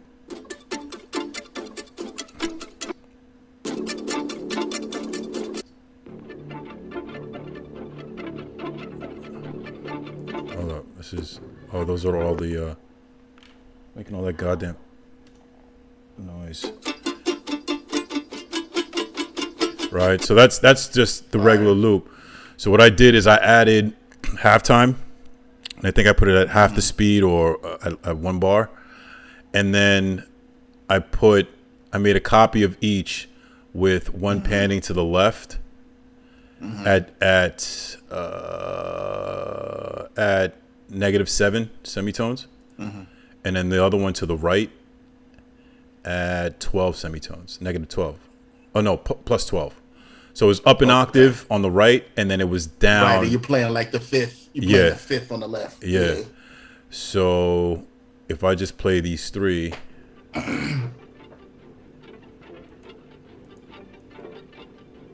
Yeah. All right. So it makes it a little bit wider. You know what I'm saying? Yeah. Yep. It gives it that fifth semitone too, to give it actually even more melody. Yeah. But the problem, this works 90% of the time, right? In this particular case, it ended up working only because I had to bring the volume down on the right side a little bit lower because of the melody and the instrument he used, the moment I raised the sample up 12, an octave, it just sounds completely unshaped at that point. It sounds chopped up. So I just dipped it in the background a little bit more. But with a lot of other samples, depending on the speed of the sample, it works out perfect. You know what I'm saying? Yep. So I did that with the melody just to give it a little bit of width. The drums, everything was done. So for the past week or two, the biggest part of the setting up the template was playing with the sequencer and understanding its capability, what can be done, what can't be done before I have to bounce it out into the piano roll, right? So I've been, everything from the drums to the 808 were done in the step sequencer. Right. Nice. So I got all my drums here sequenced up, claps, rims, snares, and then subdivisions for each lane. You got the velocity. If I want to do note repeat and make it roll, I can make it roll, and all that good stuff. But I have a new setup here where I have under close hats, I have 4 copies of it going down and then 1 up. So this regular close hat is just managing the 1/8 or whatever, the half step or whatever you call it. Quarter notes. Quarter notes. But the other 4 I'm using individually for rolls. Got you. Yeah, that's dope. That's probably the same way that approach I would take as well. Because that way I can manage both separately. You know what I'm saying? Yeah. I can like manage. if you want to automate them separately or pan them. Yeah, and that's what I did with that's what I did with the track that I sent you in that project. You can actually see how that's set up. Yeah. But here is nothing too fancy. The drum pattern is just.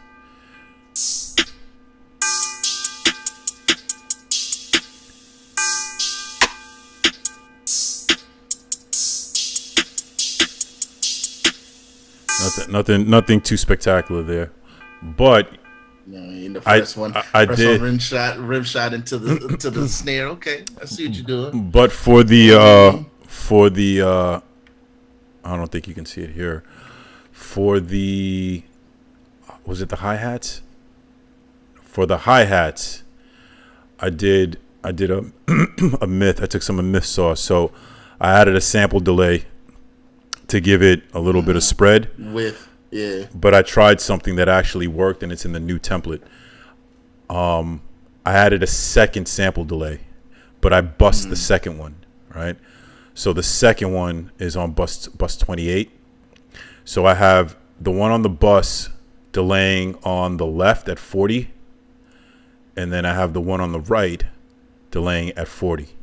Right? Yeah. So you're getting the same even spread on both sides, but it's because I always felt like, which is exactly what it's doing. You're getting that spread, but it's when you're hitting the right knob, it's leaning the spread only to the left, right? And with my OCD, it was driving me insane. It sounded good, but I needed an even spread. So I said, you know what? Let me see what happens if I put them separate, but give them the same parameters. Yeah. And it worked. I think you had originally told me that you would have it at 300, anywhere up to 300, but I felt like it was just a little too much spread for the track, so I dumbed it down to 40. In some cases, in some other tracks, I dumbed it down to 26.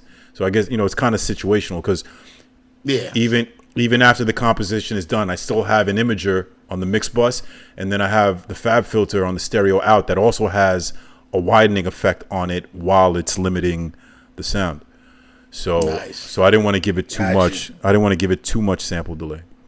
But shout out to Myth on the sample delay sauce. So those are the drums. I'm surprised you didn't use the other sauce. Which one? I mean, it didn't need it. It didn't need it for this particular beat, but which sign up for the Patreon, folks. Oh yeah, that's a fact. That's a fact. All right. For the kick, I do have a kick. I think. Do I have a kick? We'll find out. Let's see. Kick. Yeah, I do have a kick. Okay. So the kick again, nothing fancy. I want to see that you got the EQ on there on that kick. Or is it like that? Where this EQ here? Uh-huh. Yeah, I just Okay, you just took out some highs. Yeah, I just took out where I created a pocket for where the clap and the hi-hat would be, just in case it needed to punch through. I did that with the 808, but paid the price, so I removed it because it was too much. I mean, I'm taking out like almost 3 dB in that pocket. That's a little too much for an 808. So, but this it's a preset that I created. So this is on the melody and the drums is it the melody and the kick at the very least. The 808 I can't do nothing. If I lose too much punch out of the 808 when I have that pocket in there. So this particular kick already had the lows pretty much shaved, cut out. Yeah, to where I could sacrifice. Yeah. That's dope.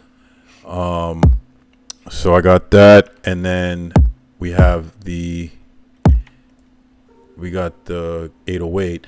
So keep in mind the kick and the 808 all live in this KN8 stack. Okay. So it's its own folder.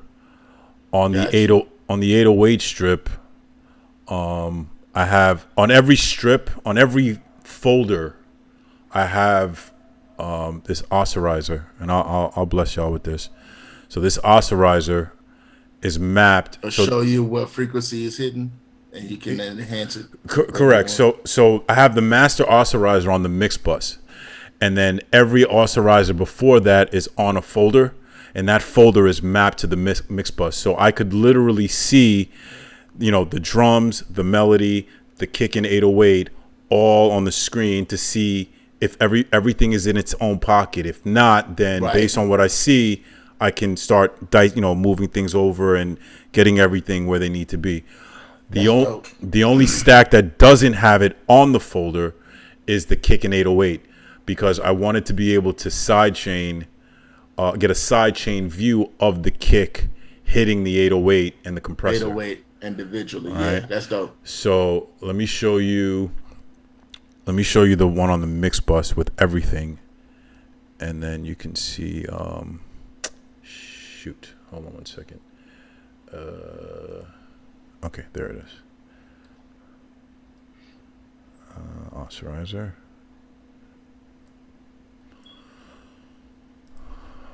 All right.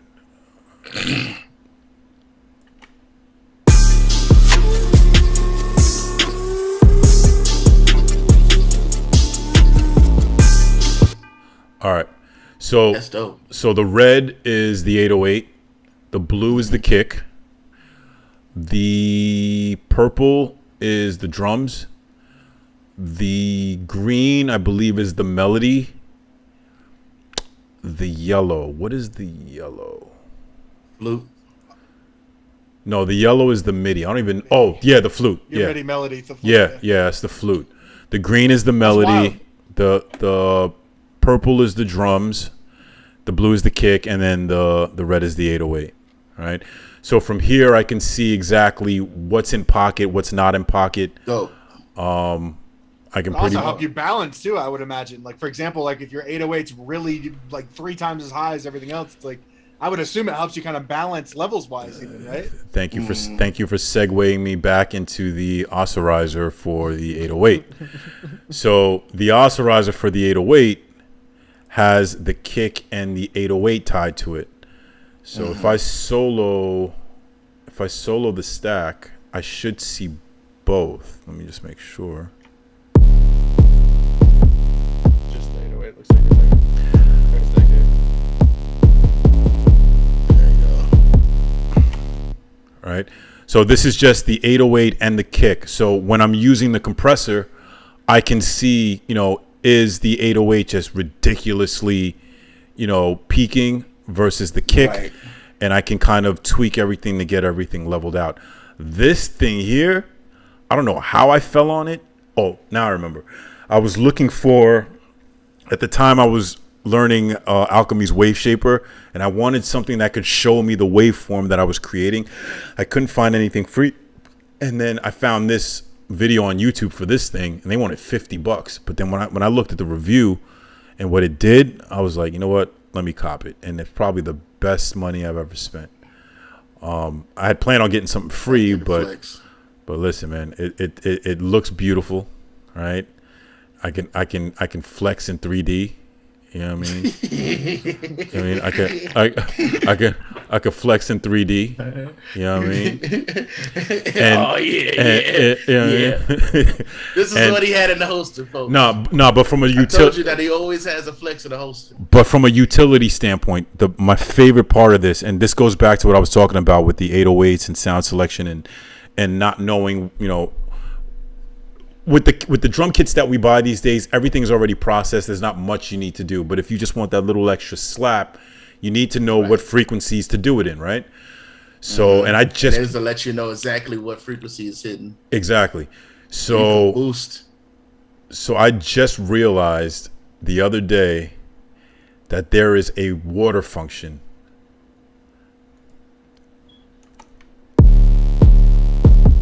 Why am I not seeing anything?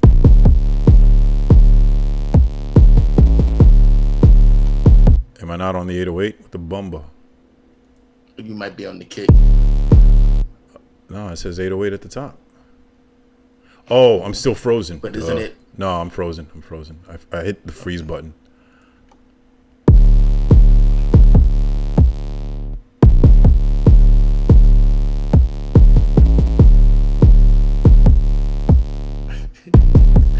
The intricate flex. So, Wow. so what this tells me here, right? Let's just say this was a subpar 808, right? And I wanted to get this thing to slap. I didn't know about enveloper. I didn't know about waves. What's that waves plugin? The shape. What's the name of it?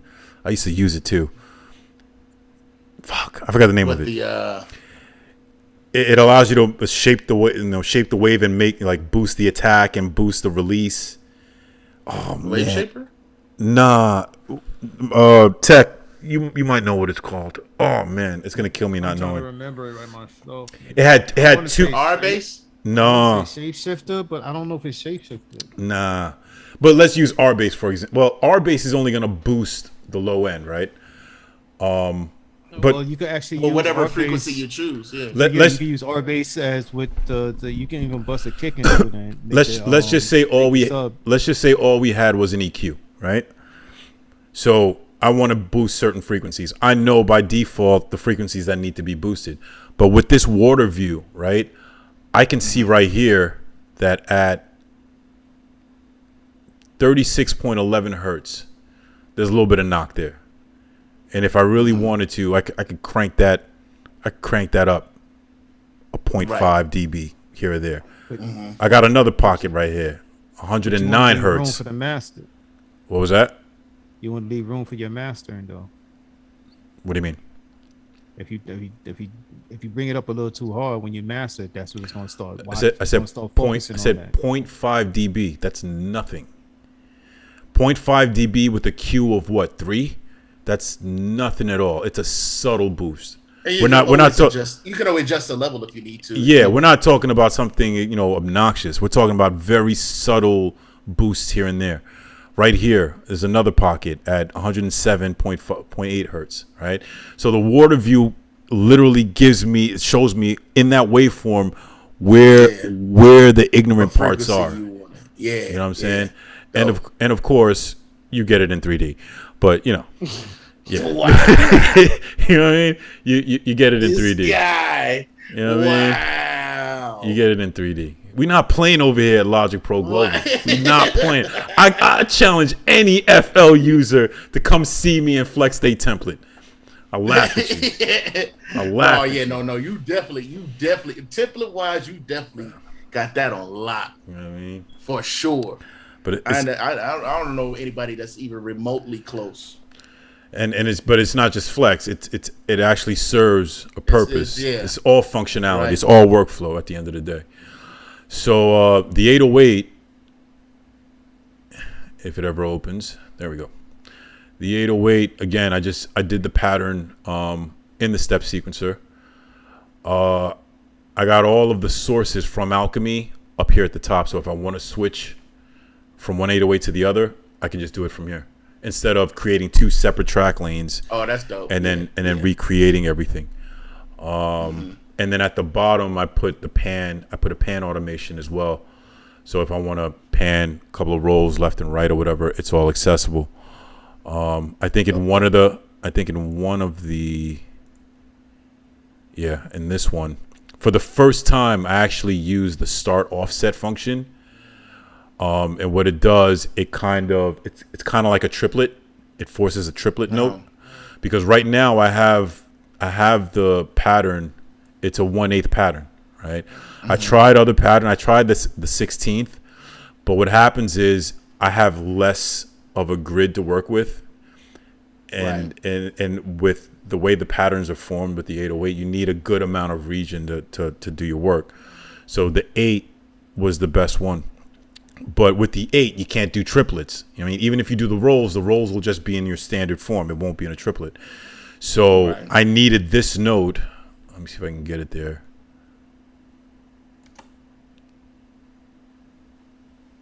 Come on, baby.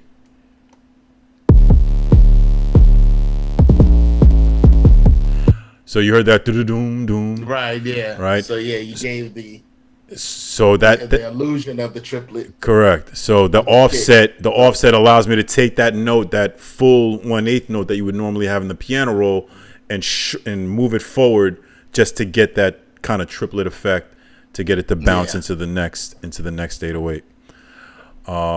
That's dope. But that's the step sequencer. But again, all of this, the drums and the 808, all done in the step sequencer. So now I know. So now I know how far I can go with the step sequencer before I say, okay, now I have to bounce this out into the piano roll and start really getting intricate. You know what I'm saying? Right. That's dope. All right. So that's the 808 and kick, and then I had a drum loop.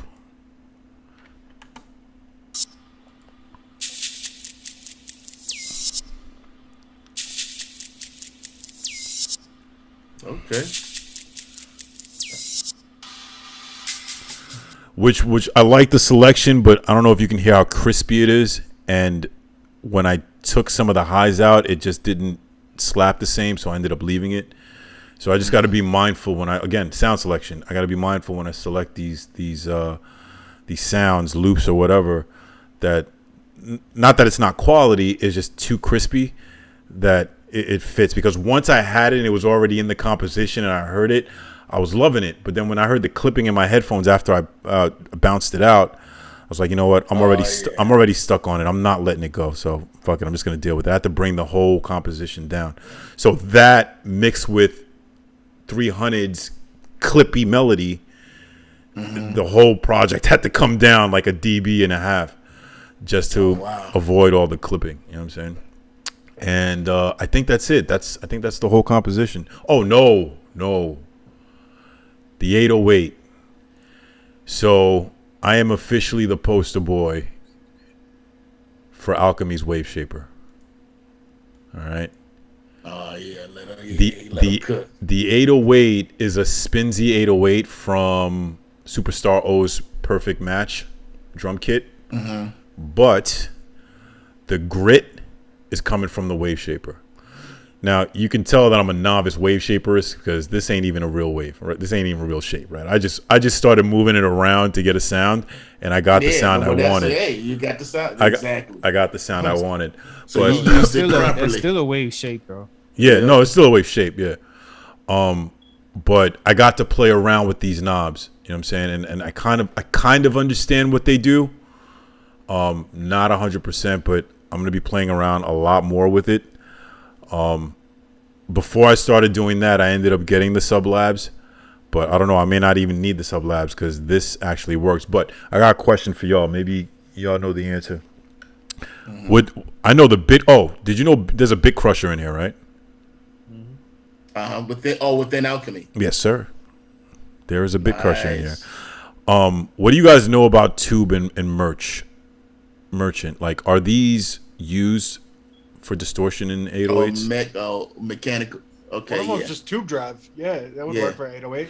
Does it? What would it do? It would give it more of a low end, or what? No, it's gonna give it more of like a warm kind of like Yeah, a, warmth to where it's not as harsh. Almost like it's a gonna tube bring amp more of kind that. effect. Yeah, it'll be Okay. more of that like mid-range kind of Low like mids, yeah. yeah, low mids instead of super low, Mhm. and it's gonna be more saturated versus like a distortion.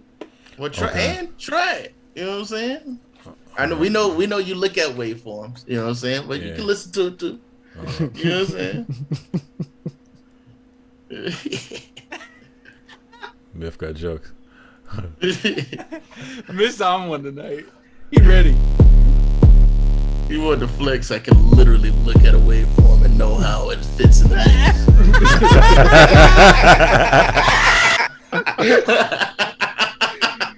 Oh man. I'm dead. I'm dead. 80s is in his I'm bag dead. today, boy. This gonna end up killing me on this stream. Oh My man. COVID cough can't handle all Yeah. these jokes. You know what? Speaking of the 80s stream, is in his bag today. Mitch is over there sniping him down right now slowly. Nah, dude, he was cooking though. Hades was in his bag. He was in his bag today. He was flexing crazy. I just wanted to make sure we were still on the Twitch. Yeah, we still on Twitch. I'm watching. All right. All right, let's see what this tube does. It's playing, but I don't hear nothing. Or am I tweaking? Oh, the automate. Is it the automation? Oh, I muted the stack.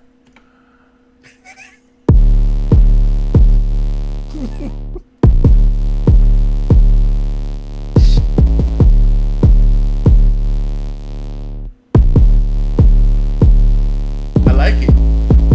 I like what it's doing. I don't hear nothing.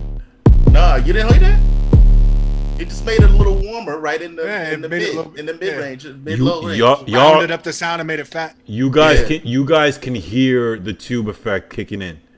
Yep. Yeah, Yes, 100%. Listen to when it hits. Let me put This the is why you volume. gotta use your ears instead of graphs. right. Yo, you sound like a hating ass motherfucker because I got. You sound like a hating ass motherfucker because I got a visual aid and you don't. Let me show you what a visual aid look like, mofo. Well, Right that here. visual aid- Go ahead Yeah. and turn up your visual aid. Crank that knob. I bet your visual aid changes. Yeah, actually, The it does. mid-range is gonna be a lot more red. All it's gonna do is show me the waveform. It does. That'd be dope though if I turn this up and it moves with it. But oh, wait a minute. What on. if you had that other plug-in? Hold on. Where'd it go? You put it on the other Ask, and you shall receive, sir. Wow. That's what I'm saying. Now crank that saturation knob. I bet you're gonna see it move in this. Ask, and you Facts. shall receive. Un momento, por favor. You're gonna get a lot more of the harmonic content between 150 and 400 with that saturation knob or that The tube knob. tube, yeah. All right, let me bring it back down. Because the tube really helps out with the harmonics, man. He's really That's why a lot of people like to So record with funny. tube microphones or tube amps, I should say. I'm telling y'all, man, I ain't gonna He let went y'all back down, to the man. other We plug-in. flexing the hard LPG flexing the hard. We bought that action. He went back to the water feature on the new plug-in. Yeah. I'm looking for. No, the tube definitely made it more musical too. Yeah. Makes it less like that digital distortion and more Right, kind of exactly. fat and tubey. Yeah. Like a tube mic. Yeah, it's more organic. Or a tube preamp, yeah. Yeah. You're just getting that nice subtle breakup. Yep. Kind of just breaks up around the edge. Yo, Facts. hold on a second, cause See, look at there it is. I'm Even the water, even the water knows. I'm Yeah, the water definitely. started to get real red. He's trying to hear. Hold I'm on, trying. he's trying to hear. I'm trying to hear it. I really can't. All jokes aside, I really can't hear it.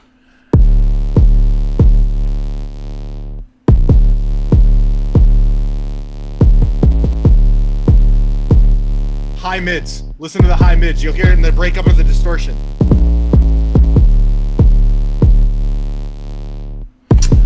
You know how I They know made you. it warmer. You want to know how I know y'all capping right now?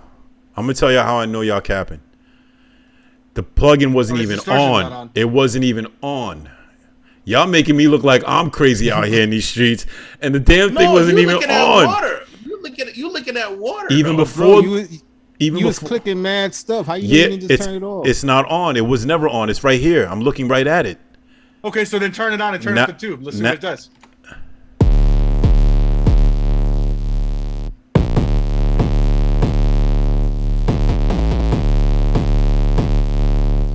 Is it on the tube? It's on the tube, but I think the merch was on as well. Let me try it now. Okay, yeah. Yeah, All there right, we go. I was go. like, that All sounds right. like tube. Oh! There you go. That saturation. Oh, you know what? So it gives you let me some let me nice in the mid. let me reset. They are reset. Let me bring the post gain down. Bring it down halfway. See if that helps.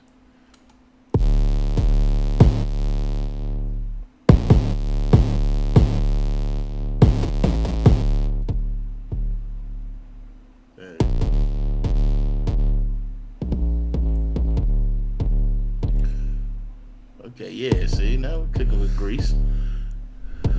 So I'm literally reshaping the 808 because it's the source file is in the VST. It's not like I'm busing the distortion to it where it's not manipulating the source. I completely lost all the weight on the 808 the moment I messed with the pre-gain. Like I understand pre-gain and post-gain at a high level, but not so much. And clearly the moment I brought these down, it took all the body out of the You 808. can turn the post back up for sure, but and then add a little Your pre-gain is going to be how hard you're hitting the distortion unit. Your post-gain is going to be the overall volume after it's hit the coming distortion out unit. of it. Yeah. Yep. So if you like the tonality, for example, and you like the grit and everything that's there, you then can add with your post-gain, and it's just going to turn the overall volume of that current signal and flow. Whereas if you crank the pre-gain, you're going to be overloading the distortion on the front end. So for the dummies that are listening to you explain this shit, including me, the equivalent of that would be pre-gain would be input, post-gain would be output. Yes. Right. Gotcha. And the in between is the distortion unit you pick there, whether it's your bit crusher, your mechanical distortion, tube, etc. Look at my face. Say less, motherfucker. Let's say less. Let's go. Let's go. All right. So I brought them both down. Right. Well, you can't have one without the other. So I need a little bit of juice on the post, and I'm gonna start cranking up the input. Sure, yeah. Okay. Yep. So can I give you you? gotta feed it in. If you start at about 50% on the gain input, and then you tweak your output after you kind of get the tonality you want, it should make it easier to find that sweet spot. All right. So 50%. That's how you would do it on a traditional like Neve preamp or anything that's got the input and the output gain. You always feed the Right. input. And if you start with your input at about 50%, then once you get the tone you like, you can either back it off a little on the pre or crank it up a little on the pre, and it kind of switches the tone even a little bit further from there. Yeah, I'm getting a plus 12 dB and a minus 70. I think the sweet spot So would be like. what's put the it total halfway. amount? Of, Just put it halfway. Yep. Just put it halfway. Put it halfway the to knob start with. halfway. And see what you get. Okay. Yep. And then move your output there. You'll want to turn your output up to about a quarter the waist. So go up about 25% on that one.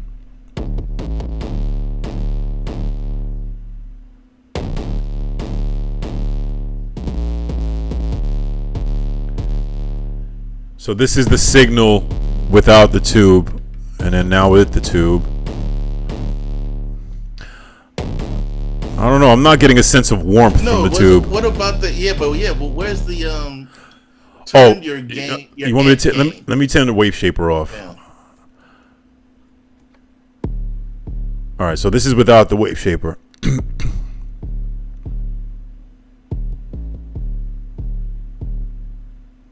I hear nothing now. Turn your post up. Yeah, see, so that's now the affected signal that should be coming out. And now if you can go up a little bit higher in your pre-gain too, if you need to. It's a balance between the two generally on most plugins. I don't know, I've never really played with it like this.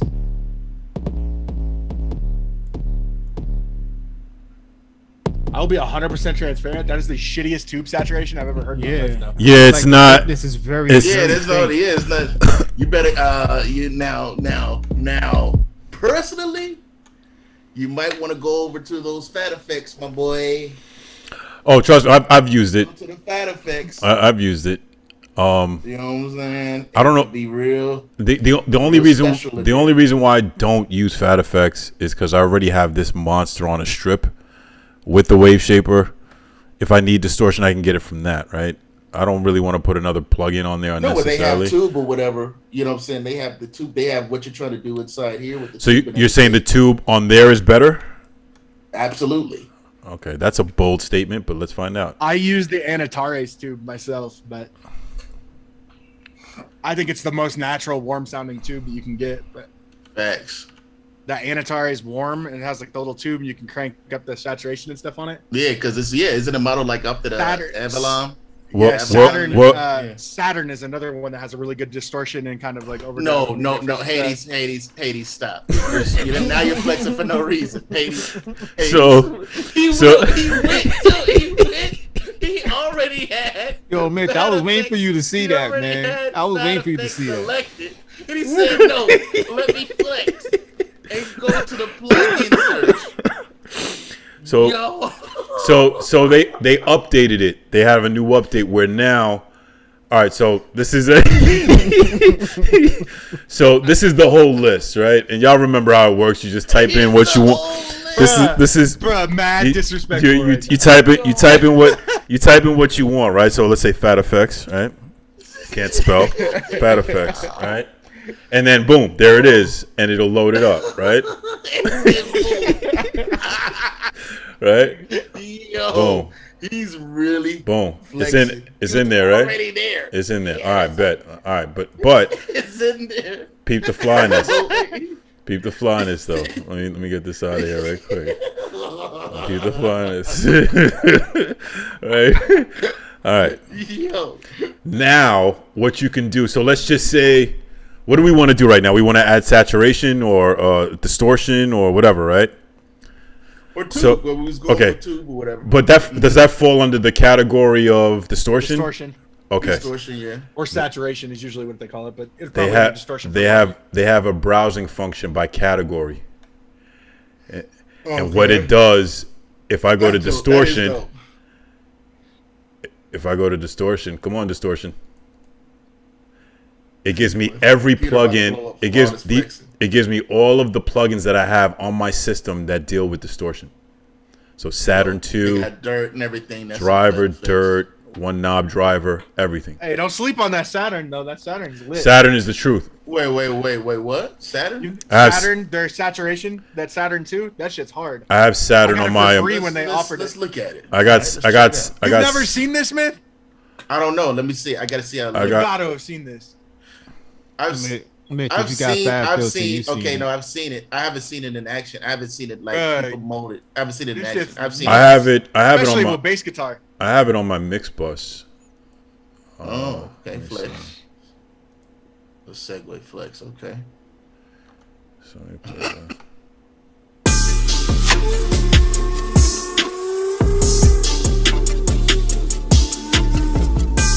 So you can split the signal. You can create bands and saturate specific bands at specific levels.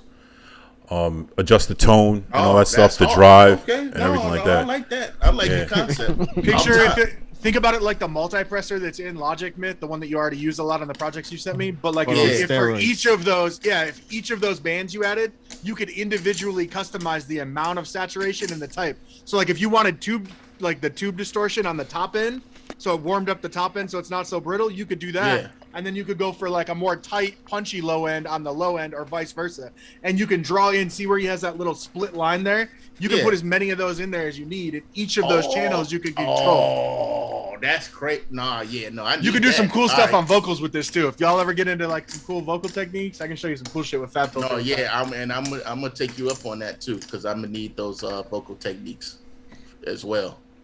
This is stupid. Okay, all right. You can use that to actually fix, like if you got a vocal that's too nasally or like more like that congested sound and you don't like it, you can actually do the inverse of it using Saturn and pull some of that nasaliness out of a vocal too.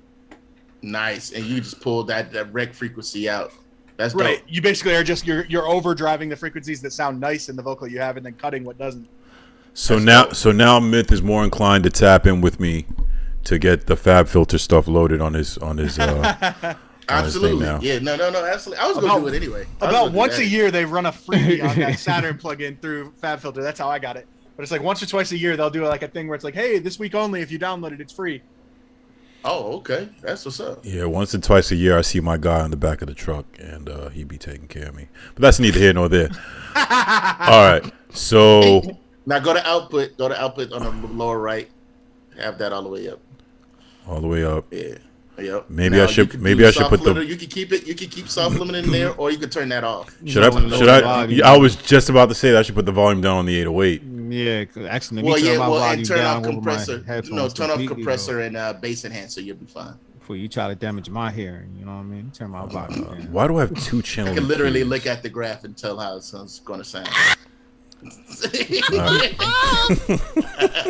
Who's that, Drill? Oh man. Oh my fucking god! Yeah. You're fucking killing me. No, that's Hades was cooking. He said I can literally. He looked look at the graph and see in what's the going on. corner. He looked up in the corner as if it was a graph and said I could literally look at the graph and look at the wave and tell how it's going to sound in my mix. Oh man, I can't with y'all. I've lost so much hearing, but now I can We're putting it on a t-shirt. I can literally use my eyes to make it. Y'all gonna make me get a hearing aid just for a prop, just to have on me while I'm cooking up. You know what I mean? All right, so compressor, you can turn compressor off. It's already compressed. Turn off bass enhancer. How do I turn it off? Oh, okay, I see. yeah, the Okay, little power okay. button. Bass enhancer, And then, turn it off. Turn off. Yep, turn off band pass for now as well Okay. on the upper left. And now, Big Crusher. You see what that Big Crusher is?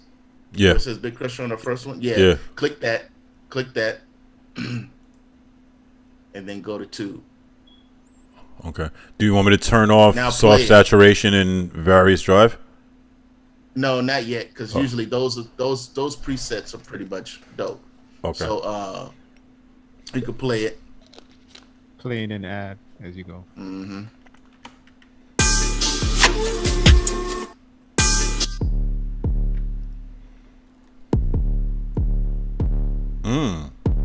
Yeah, that actually sounds like you. It's much more subtle. Hold on, let me bring that back down. That other one sounded brittle. Yeah, it was rough. It was harsh. Because normally you can add a shitload of tube before it really gets out of hand. Yeah, yep. Go ahead, bro. Crank It's it, actually bro. warm. Crank it. It's just gonna add mid. It might get muddy in the mids, but you can always clean it up. Yeah, as per my water chart here, it does. Oh my god. As per my water chart. Now check this out. Now go down to where the master, you see where it says soft limiting. Yeah. Turn that off. This used to be my first soft clipper, actually, on the Fat Effects. Yep.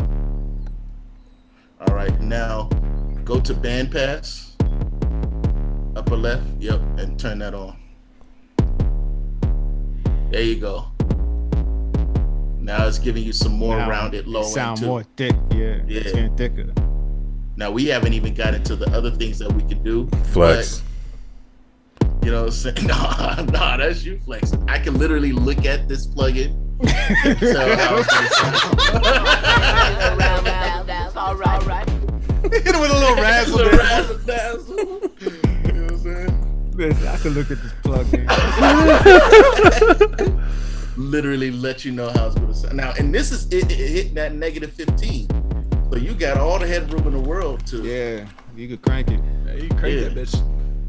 So this is.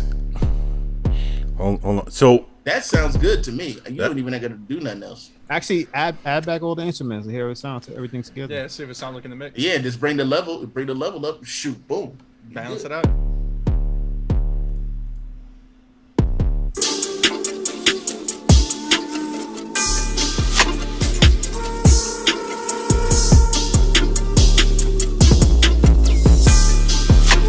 Let's go. There you go. That'll hit harder on smaller speakers now too. Yep. Yeah, because it's hitting the right. Frequency, yep. In the mid frequency too.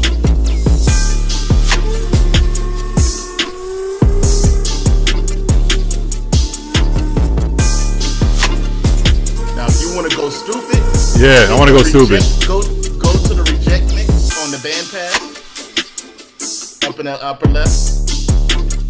And then see the reject mix? Yeah. Yeah. Turn that up. Yep.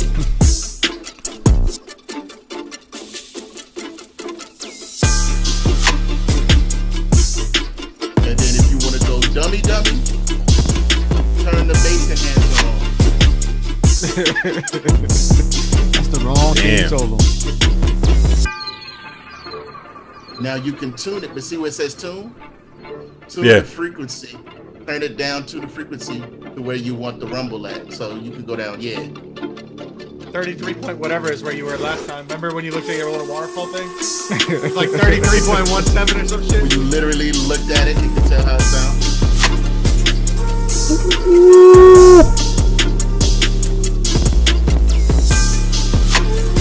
Come up a little bit on that mount. Yeah, leave it back at that 30, but bring up the amount. That way it's really just that punchy low end. Go higher.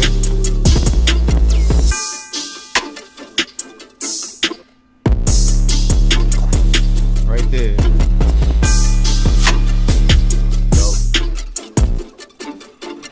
Do me a favor, just Try for that. shits and Try that. Yeah, I was just about to say.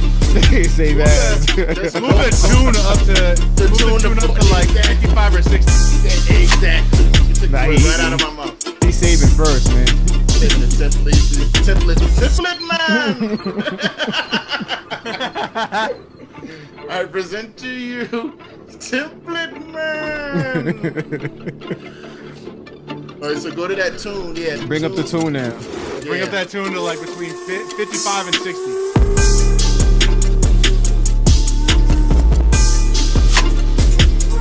Okay, no, I was back at 30. Nah, it was down around 30. Yeah.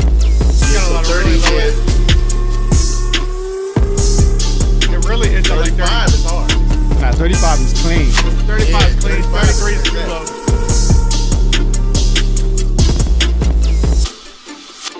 Now you can adjust. Now you can adjust the kick drum accordingly if you want to. You know Let me ask you a question. What is the reject mix do? The reject mix is actually bringing in the original, how you originally had it, and blending it with. So it's the opposite of the mix knob. Exactly. Yep. Okay. Yeah. Okay. But Gotcha. it's on that specific bandpass Yeah. plugin only. So you get the best of both worlds. You basically get a perfect blend of however you want it. Okay. Yeah, I mean, I've never slept on Fat Effects. I knew it was a monster. I just got caught up with Alchemy, and I never looked back. But this thing is ridiculous. No, Fat Effects This is thing is stupid. Like ridiculous. Fat Effects usually basically took all the stuff that I used to use in the old version of Logic and put it all in one place. You know what I'm saying? Like it took distortion, it took bit crusher, it took all that. It took the drive and the filter. Now you can get if it's stupider if you want to. You know what I'm saying? Now you can turn on the filter and really go crazy if you just want to just dumber start and dumber really. out this piece. It's facts. So this goes Dumb and dumberer. So this goes back to the 808 conversation, right? 9 times out of 10, we're purchasing or we're using kits that are already processed perfectly, right? Are you always using Fat Effects irrespective of that, or? I usually well, yeah, it depends on the kick and it depends on the mix of what everything else I'm using, like whatever instruments I'm using and the actual project. But 8 times out of 10, I have this on my kick and on my 808. Okay, that's a high percentage. 8 times out of 10. You know what I'm saying? So because I can control, because even the mix, like even the master on the lower right, you can control. You can just turn it on and give it just the little element that it needs. Yeah. And you can control how with much the little of it presets that it you opens use. up Yeah. with. What about the order of these down here? You can change these, right? Yeah, but I haven't. You know what I mean? I haven't dug into it. I just go directly to it, to the distortion or whatever. So you know what? The only way you do it is mess with him. The sound as it changes along. Now I'll go into those when I go into the multi effects, into the step effects. Mm-hmm. You know what I'm saying? I do go into that bag. You know what I'm saying? And the LFOs and everything. When I'm on that, when I'm using that. As much as I love turning knobs in Logic, I think I've complicated my life enough with this template for the past 2 weeks. So what I would say is, clearly you haven't even scratched the surface with this yet. Would you agree? Yeah. I'm not even a 0.25% in. So I'm only about about 15% of scratching the surface. So I'm gonna wait for you until you feel like you've fully mastered this joint, and I'm gonna take some lessons from you, and I might just incorporate it into the chain for the 808 because this is fire. Yeah, but you heard what it did. You know what I'm saying? And you yeah. heard what control you have. Mm-hmm. You know And what that I'm was saying? just a little bit of it. And that's what I'm saying. We didn't go stupid. If we didn't even turn on the compressor. Like if you just wanted to just hit hard for no reason to be disrespectful, you could turn on the compressor and go into the filter. Because right you now, can't get very stupid with that. Because right now, what I have, so normally what I do is, depending on the 808, right? If the 80 like it's running through Alchemy, all the volume levels are normal. So I didn't crank anything up. I used to, but not anymore. So once I get the 808 and I see what level it's at, I'll run. I have overdrive bus to, or I have the 808 going to the overdrive bus, right? And I have everything cranked up to I have everything cranked up to 8900 hertz at plus 3 dB, and you can hear the difference. Because I don't like putting the plugins that are gonna that are supposed to distort or amplify the signal, because it just to me it just takes all of the life out of the signal. It gives you what you want, but you lose the source sound, in my opinion. You don't use Well, you lose some of the flexibility. Of really molding that sound. So with busing it, I keep the source sound, but I still get to amplify the sound the way I want to. You know what I'm saying? Yeah. Yep. And you got basically your mix knob right there. Yeah. I'm surprised you didn't throw the enveloper. You didn't bust the enveloper as well. Come on, man. What's my name? Okay, so that's that one. Come on. Okay, Man. You got to look real good at that. Come on, man. What's my name? How we do it? In the Bentley. In the Bentley, laughing all the way until the doors close. All right. All right. So this is it without anything, right? And maybe you should let the location.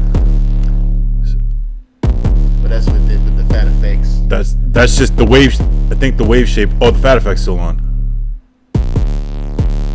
All right. And then this is it with the overdrive. It's very subtle. Yeah, but I can tell. It's very, very subtle, but it gives just that little extra weight. So let's just say the kick. Let's just say the 808 is hitting just neutral, no increase in volume, nothing. It's hitting at, let's say, -9 dB or -6. I'll crank the overdrive bus all the way up until it hits 0. Right? Once it hits 0, I take the enveloper and I give it 2 dB of enveloper. So in total, my 808 should be peaking at plus 2. Plus 2. Right? So this is with the overdrive on, and then I'm going to throw the enveloper on.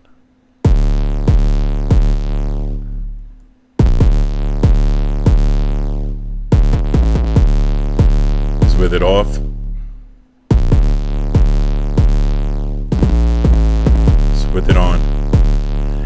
It's a subtle snap, but you can. So you have very little amount on it. Very little amount. Very, very subtle. Anything more than that, not only do I clear 2 dB by like 5, but it just doesn't sound right. Now it's just a lot of noise for no reason. You know what I'm saying? Right. So that's what I've been using, and it works. It's just 2 knobs that I have to turn. 9 times out of 10, I don't really have to. I just got to turn them on. I don't really have to turn them. You know what I'm saying? But so is your enveloper in stereo or mono? My enveloper is in stereo. It's in stereo. But I put it in mono. But the stack is always down the middle. So everything in the stack is in stereo. The stack itself is in mono. If that makes sense. Got you. Right? Try turning the bus of the enveloper to mono. Just hitting up. Just go up one. Yeah, hit that. Hit it again. There you go. Let's see how it sounds.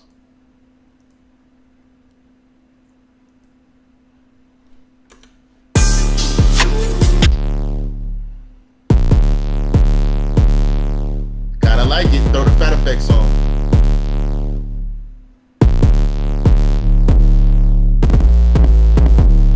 Yeah, we got something kind of beastie now.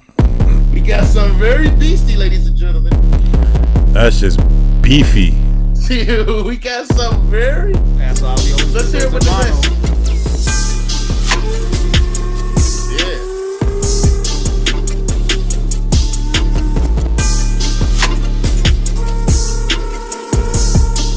And now you can turn the envelope up a little bit.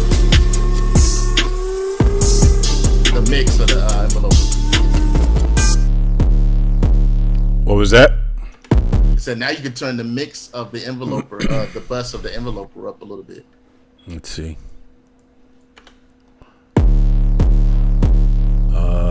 Hold on. Shit.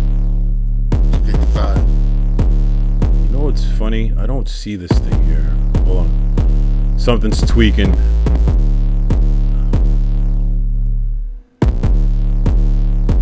Oh, you want to flex? Oh God! Oh my God! You want the flex? The mix knob of the mix knob.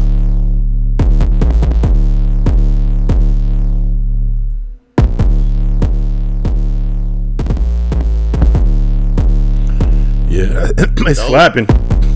Yeah. It's slapping. I bet if you open your channel EQ now and then cut out the frequencies where our overlap Exactly, where your yep. kick is, your kick's Yes, gonna go sir. stupid, and all the rest of it will be your 808. Listen, Yep. fellas, we could be here all fucking night fucking with this Logic shit. Yeah, that's the beauty of Logic. I'm telling Yes, you. sir. We giving out that sauce though. This I yo, see. You have your gain at 100%, and then have the gain on the right, your release gain 0%. Okay. yeah, because And it's your time more at it's zero, it's at it's 2. it's more for the transient than the release of the transient. So I don't really care for the gain initial at the end. transient. Also, just keep in mind if you guys do start messing with the busing, always max out the plugin that's on the bus. Because if I remove the enveloper and I just turn the bus knob up, it's like an extra volume control. Like it'll literally just give you more volume on the signal for no apparent reason. So it's best to max out the sound on the plugin that the bus is running to, and that way you're getting the full effect without too much of the volume that's coming out of the send. So yeah, you're getting 100% wet signal and not dry. Correct. Got you. You know what I just realized? The downside to this stream, and we'll talk about this after we get off, is that the timestamp shit that I was trying in the beginning of the stream ain't gonna work. Yeah, documenting. Your flex got too real. Yeah, the We on flex. 2.5 hours going? The flex got too real. I think if you're flexing, you should not be keeping time. Yeah.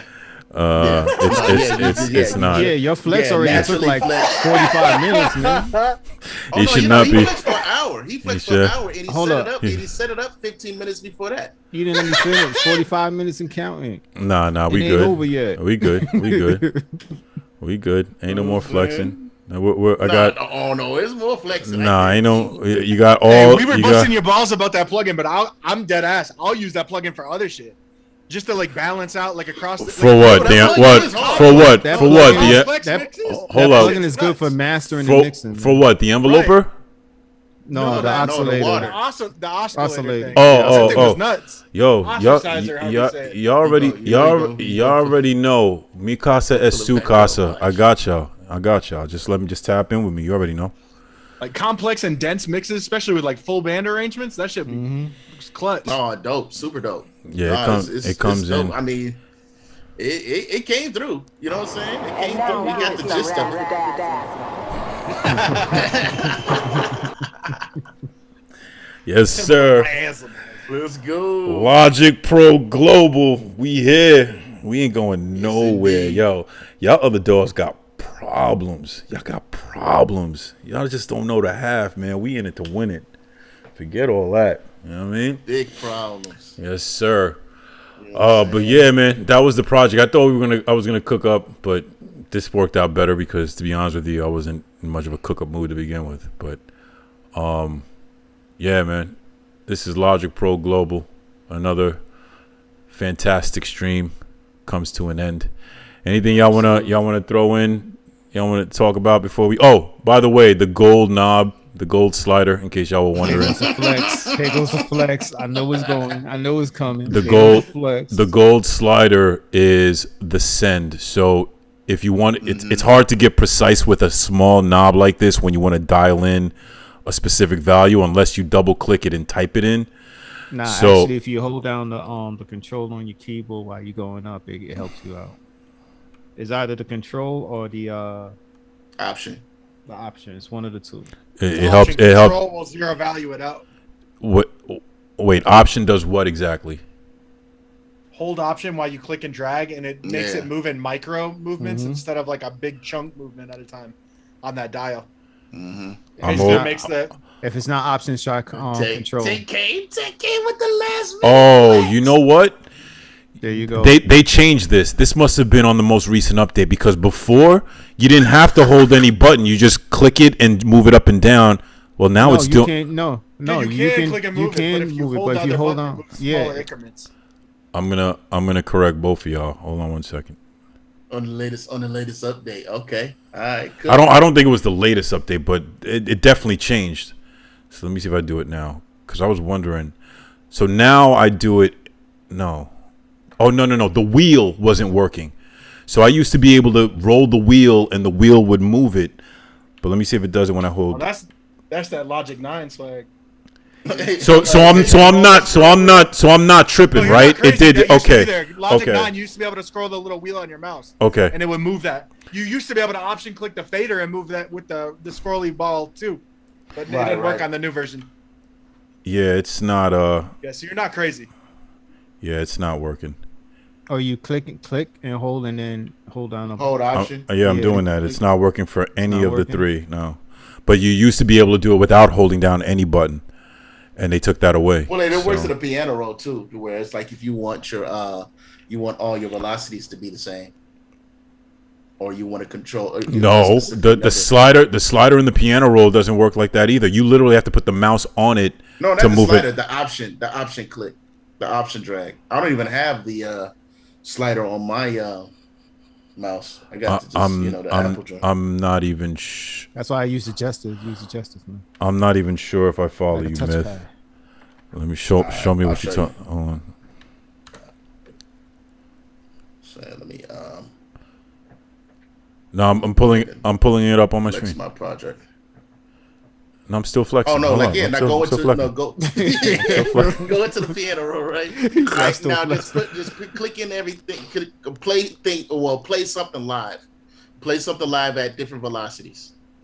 Play something live at different velocities. Yeah, like record something into the piano roll at different velocities on your controller. Oh, maybe I should have had you load your project then, because this thing you're making me work right now. No, flex, right? You wanna flex, right? Hold up. But it don't But- have to be in key, bro. Like anything, literally anything. And you can make the region. You can make the. I got me frazzled right now, Brody. Hold on. Frazzle dazzle. A little frazzle dazzle. Frazzle dazzle. You know what I mean? All right, I got this thing here. All right, solo it out. I just got to remember not to save this when I close this out, or I'm screwed. Well, you might want to save what you. I don't know. It's up to You you. can literally just press record and before you still- create an empty MIDI region. I'm still fucking weak. He called it a frazzle dazzle. For real. Like, he want to click in. He want to click in so bad. It's Play a- something right. I'm trying. Oh, wait a minute. Hold on. I'm trying to Put the mouse down and press R. Okay. We got homeboy frustrated. He's the template. He can't use his eyes anymore. My template, my precious template. No. Okay, yeah, no, he wanted to flex. Okay, all right, cool, perfect. Okay. He wanted to flex the new. All right, I see what you're doing. You killed the person. Yo, Now, we highlight everything. Yo, we killing drill over there. Now, Command A or whatever. Highlight everything.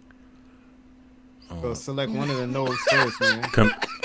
Select one of the notes first. All of them. All right, cool. Now go to velocity. Uh-huh. All right, and now if you move that, right, you see how you only have a certain amount of range that you can go. Yeah, if I hold Right. if I hold Alt and Shift, it'll make all the same color, right? Right, all the same velocity. Yeah. But you're holding option, right? I'm holding option and shift. Is it only option? It's just option, yeah. Oh, hold on, let me try. And you can then over with your mouse. Oh yeah, See? yeah, I knew that. So you know what I'm saying? Like if you do that same thing, I was saying if you did that same thing on the bus wheel. You know Yeah, I tried that. It's not doing it. Oh, okay. I'm holding option right now. Originally you just had to put your mouse over it, click it once. Hit control for me, And try with then- control. Nothing. Because I just tried it on mine. Mine's control. So you're holding control and you're moving the wheel. Control, Uh-huh. hold control, then click, and then drag that wheel, and it should move it in micro adjustments. Yeah, but are you moving the wheel with the wheel on the mouse, or you're just dragging the mouse? Just dragging. Just No, dragging. I'm talking about mouse. I'm talking about the wheel.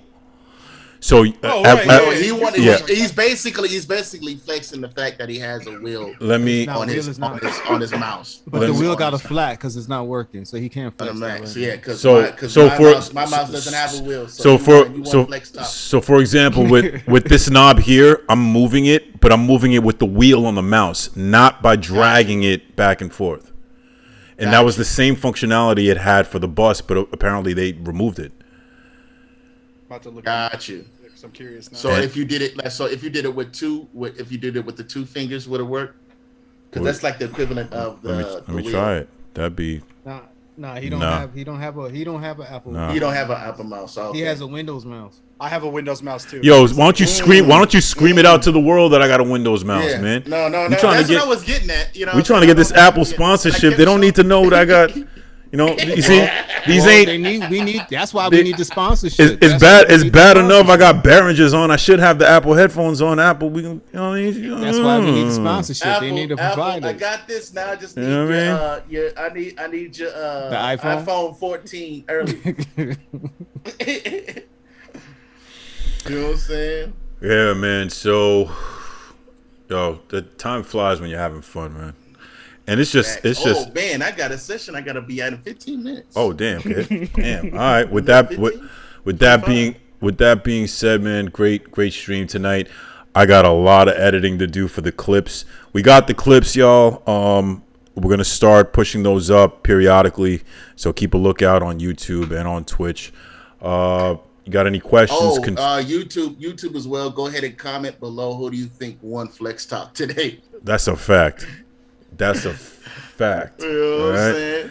We all know who won. You know what I'm saying? Yeah. He put in the effort today. Yeah, to get that done. after he froze our cameras and took solo. Yeah, well, I had to do something, man. You know, I had to. He's the one that always breaks up his the boys band because he wants to go solo. Listen, come on, y'all gotta keep it a band. That the template and the setup is just it's pretty. It's pretty. You know what I mean? It's pretty. It is pretty. You know what I mean? Hades on Flex Talk today for sure.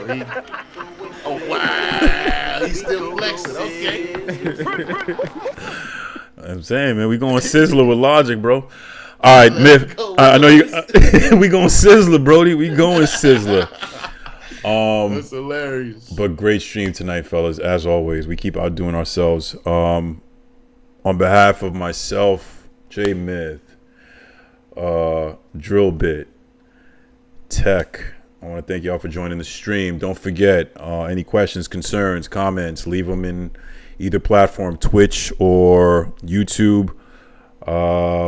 Send us an email, logicproglobal@gmail.com. Thank y'all for joining the stream, and we'll see y'all next week. Easy. Peace. You know what? Actually, are we off? No, we're not, sir. I'm trying to find the off button. Where's the off button?